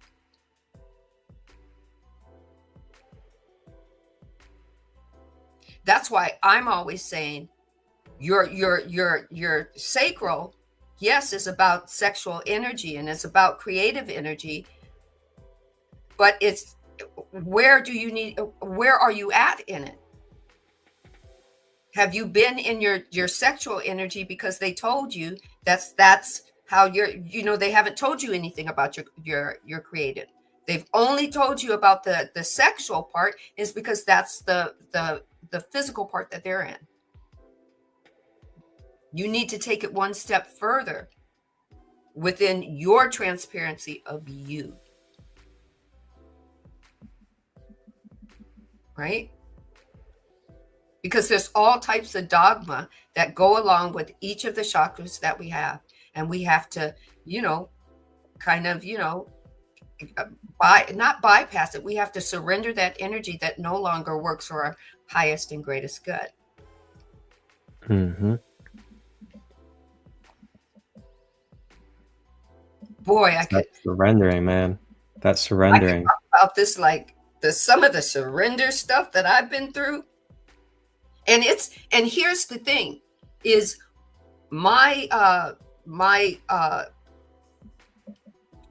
I've never been raped by a man or abused by a man. I've never been abused by my husband or any of the boyfriends that I have.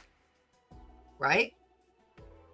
So that's not, I used to always think that because I've never been through, that wasn't my trauma, me comparing trauma to something, I thought I wasn't worthy to actually inspire and motivate.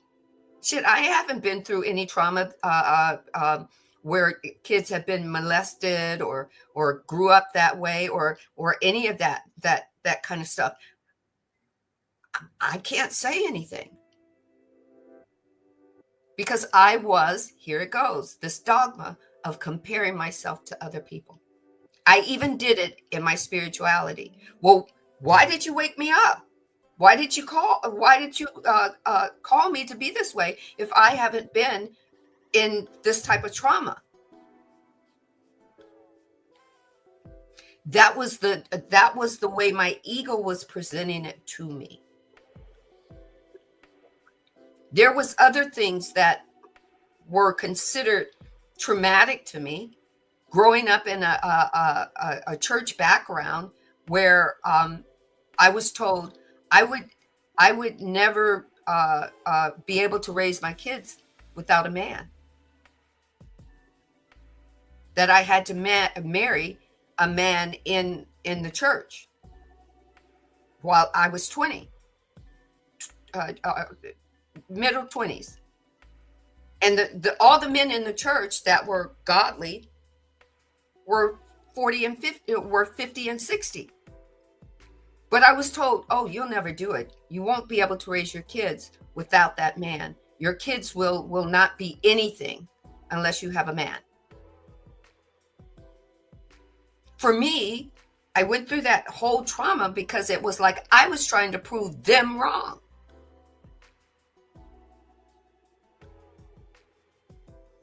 So my ego took over, said, oh, I got to protect you. I got to get you in the root chakra. You got to get grounded again. But all it knew to do was go back to old stories and dogmas and bring it up again. So life kept coming back around to me until the catalyst knocked me on my feet.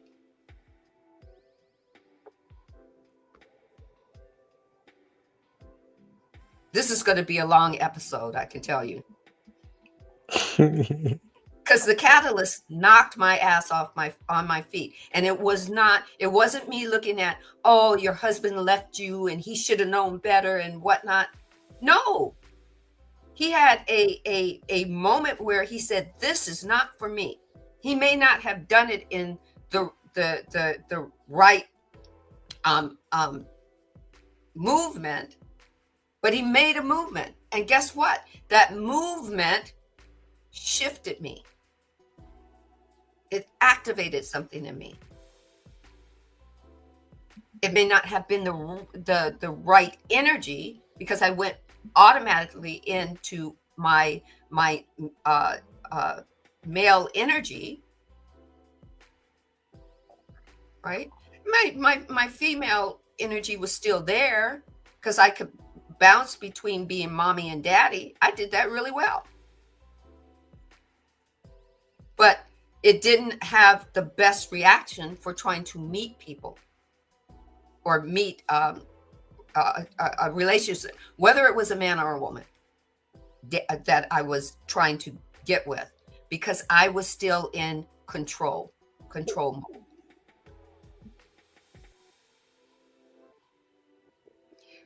And then to find out, to look at that picture, that last character, that last chart, is I wasn't balanced. Didn't mean I wasn't being activated, I wasn't using it, but I wasn't balanced in using it. Right? So take what resonates. For me, right now, I'm being transparent, but it's not about you picking me apart. I don't give a fuck. Do you understand? You can pull me apart all you want, but you weren't there when I was living my life. You weren't there when I was making my putting my feet down and making my path. You weren't there when I was raising my kids. You weren't giving me help. You can go and say, well, if I was you, I would have. Like my mother said and my grandmother said, shoulda, coulda, woulda, fuck them all.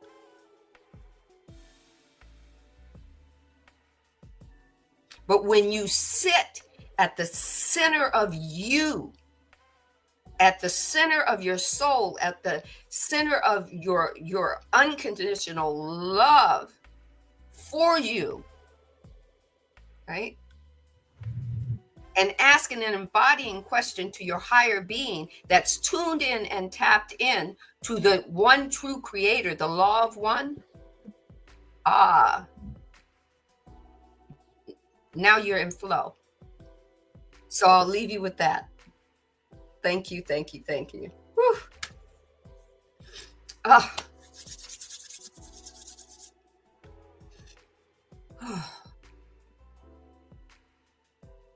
Yes.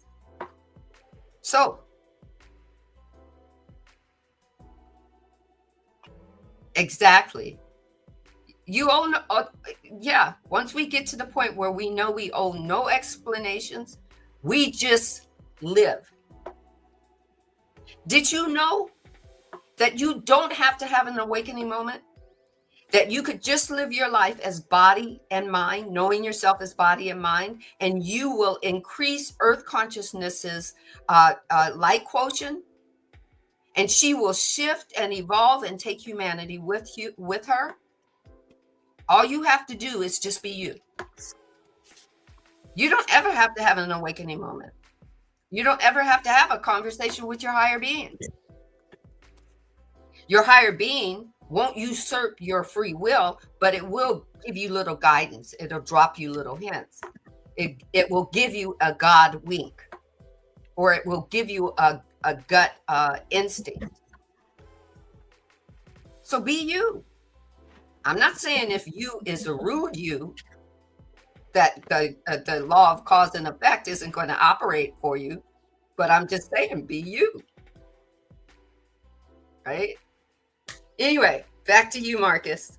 Oh, and join us Wednesday for episode 49.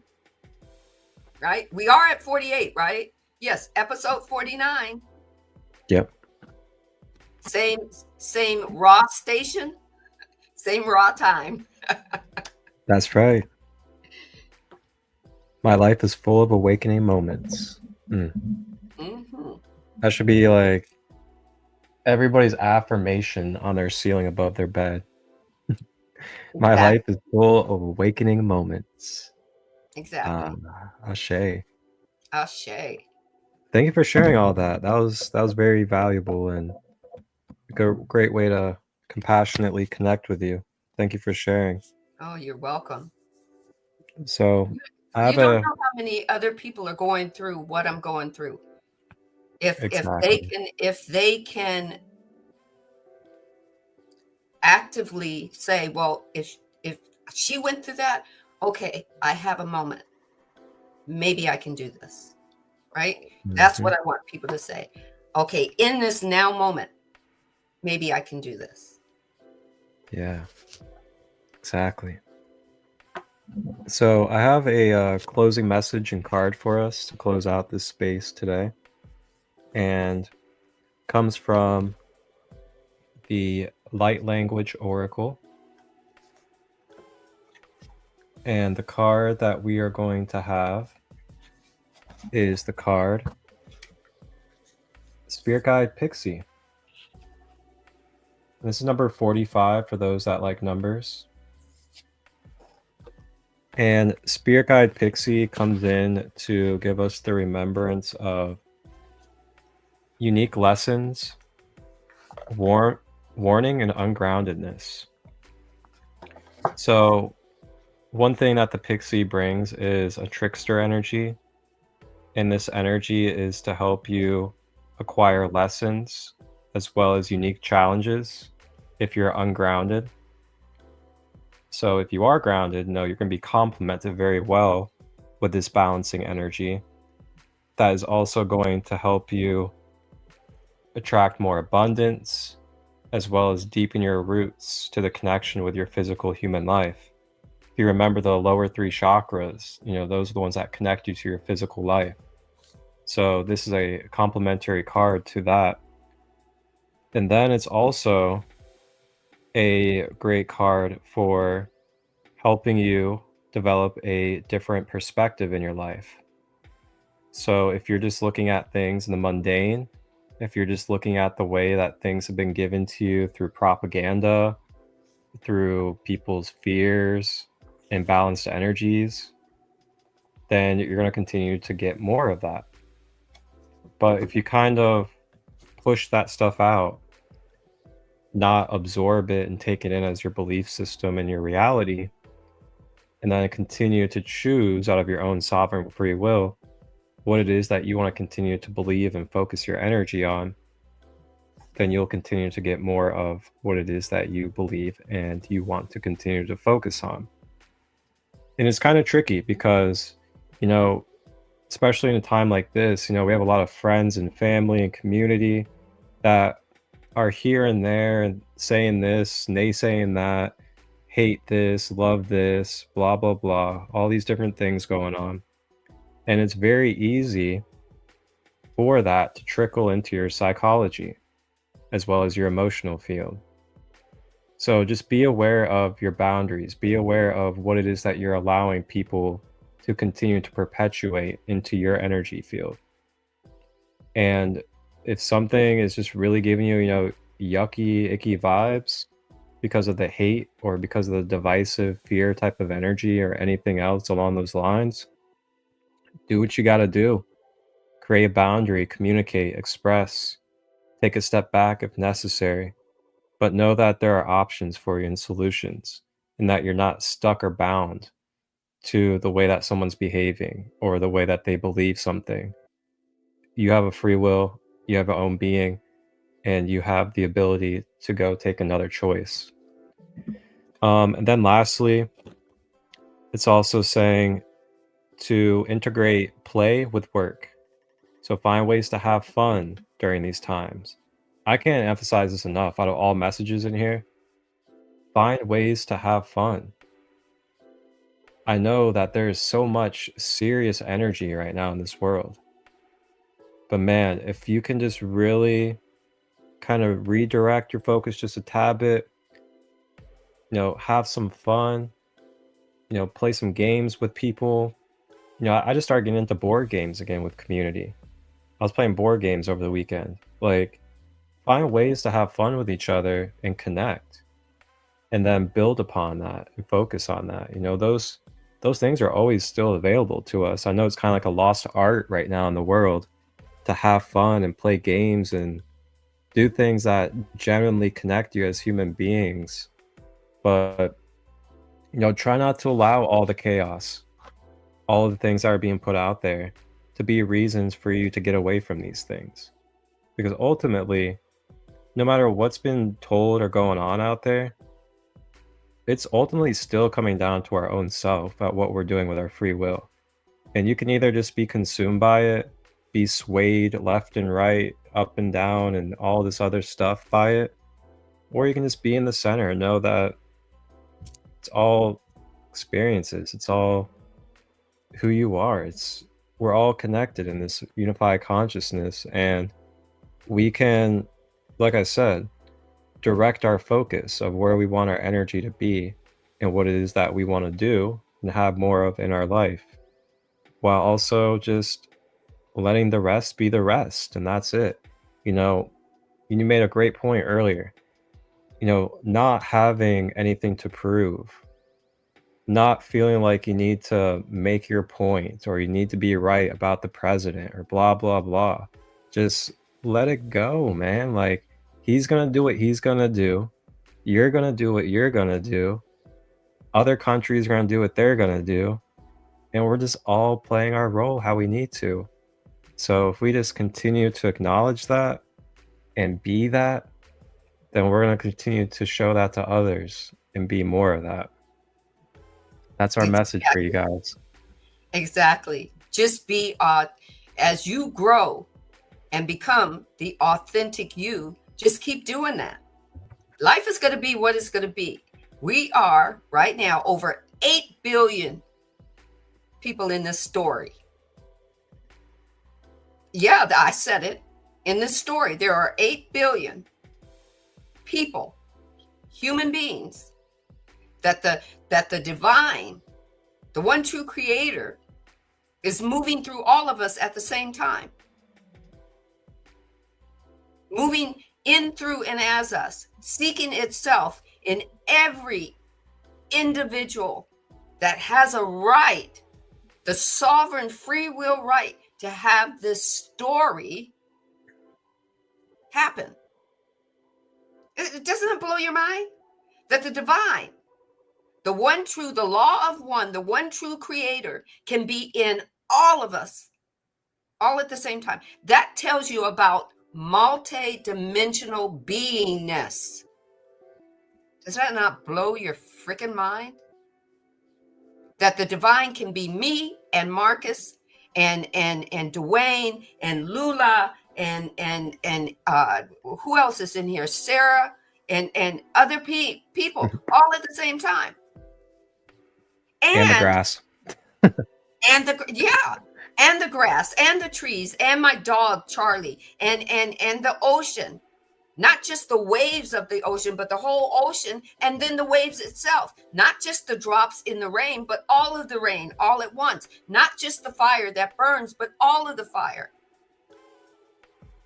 All at the same time. Does that not tell you how magnificent the divine is to give us or our higher beings an opportunity to come play in third density?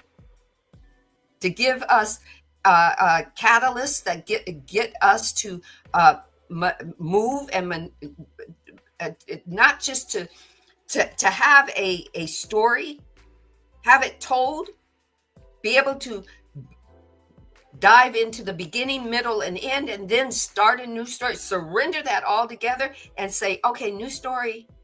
And the divine says, all I got to do is say yes to that.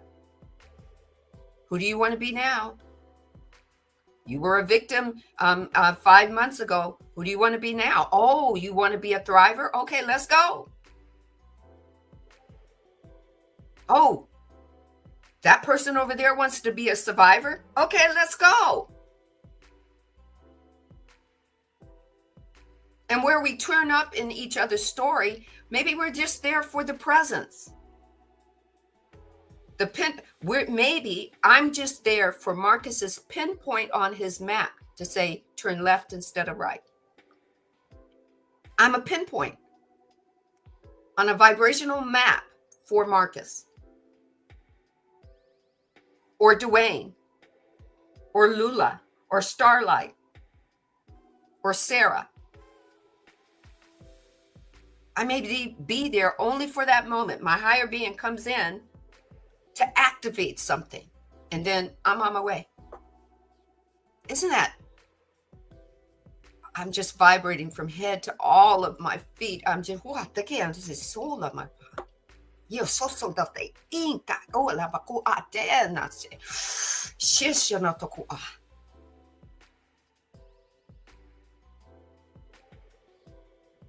Teo sanda kishi shusha na toku ante ishi na koala here. Oh, 古剑呐，在这些啊喏。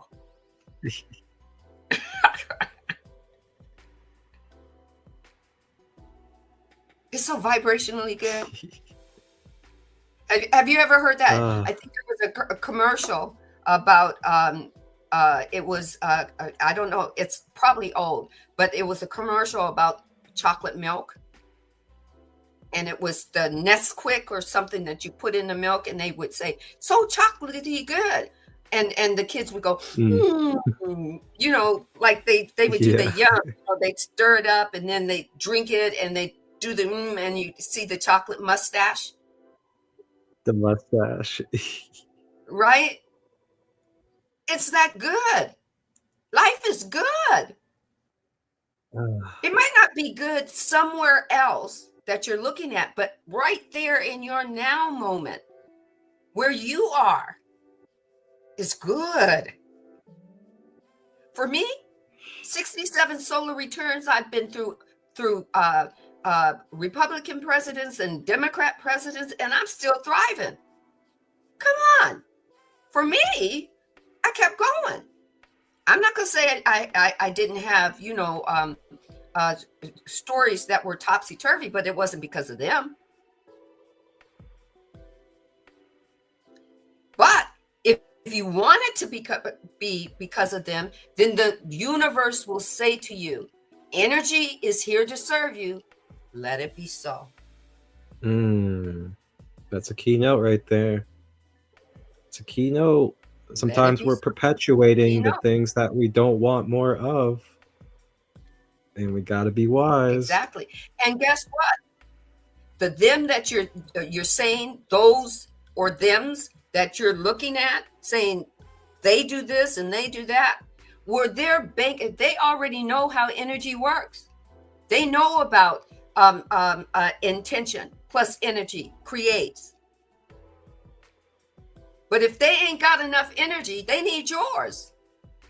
And how does the universe give it to them? The more you talk about the negative shit that they're doing, you're giving over your energy, free will. The universe says, let it be so. I'm going to open more of that so that you can give more energy to them. Whoever the them is for you.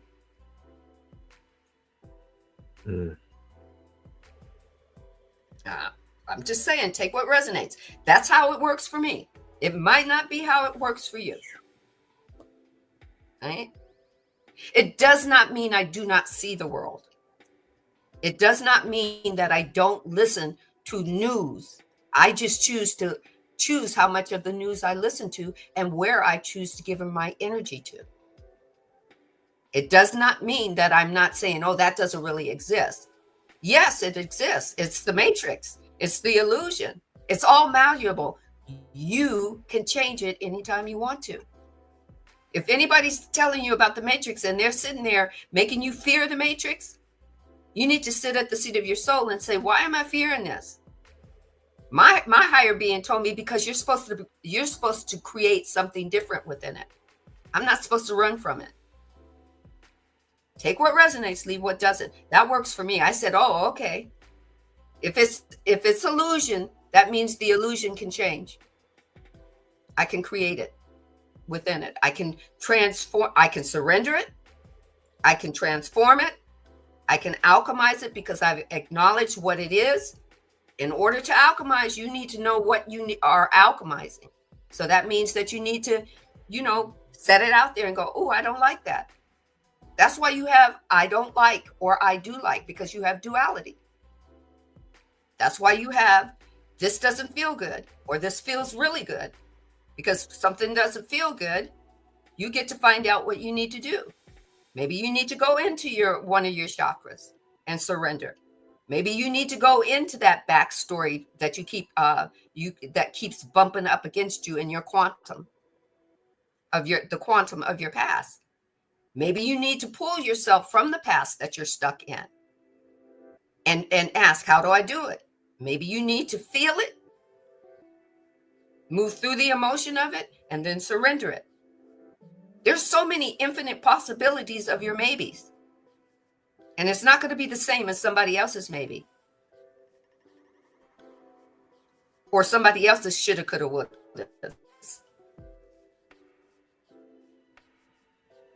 And what works for me might not work for you.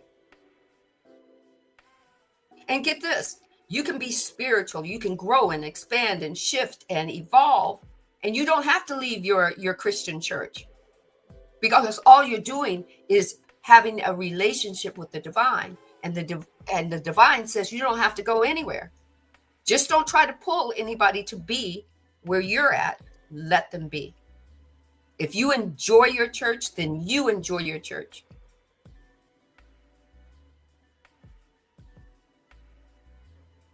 You don't have to pull anybody. They go either come or they're not. You do you. And that's it. That's all, folks. As Porky Pig would That's say. right. That's all, folks. Exactly. So everyone, 2 hours and 20 minutes later. yeah. See you next week. Same raw time, same raw channel, and Right. balanced love from the one Yes. true creator. And my finishing statement for you guys is: know your intentions, choose your intentions, and allow yourself to focus your energy on your intentions. And that right there can be one of the keys for you to carve your way through the duality and through the chaos of this world. Remember your intentions, the why you're here, why you're wanting to do what you're doing through service, why you're passionate with love about what you do, why you care about your community, why you care about others.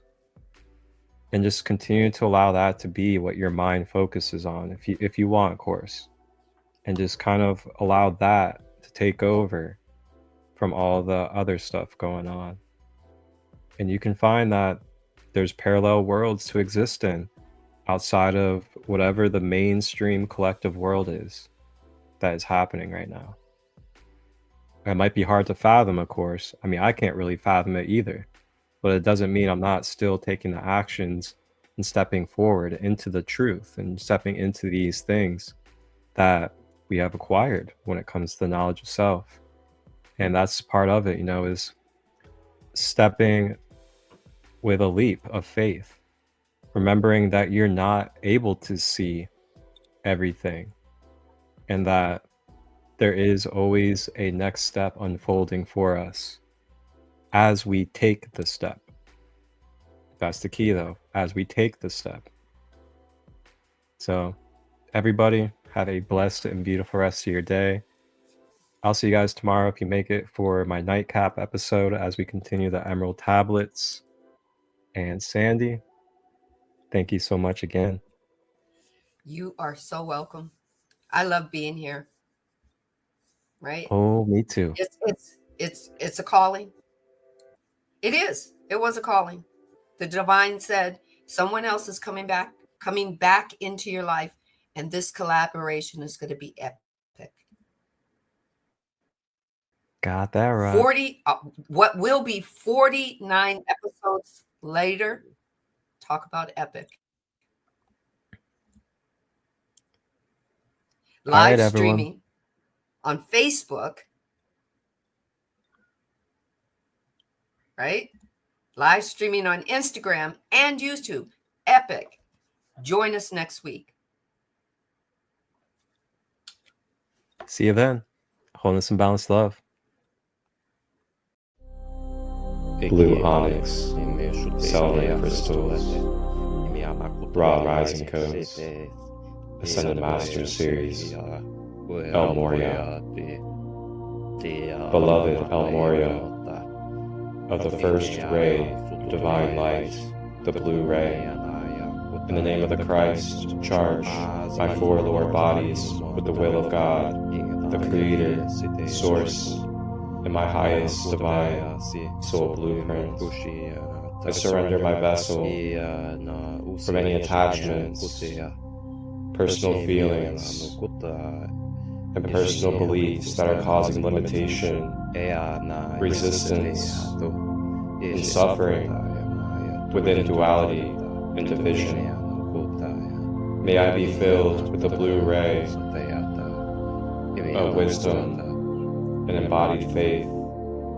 I am surrendering and using my voice and my actions for the will of the Creator, God and wholeness, and letting go of voicing defensiveness and my personal feelings as the truth for all. I give myself to devotion and faith. Ashe.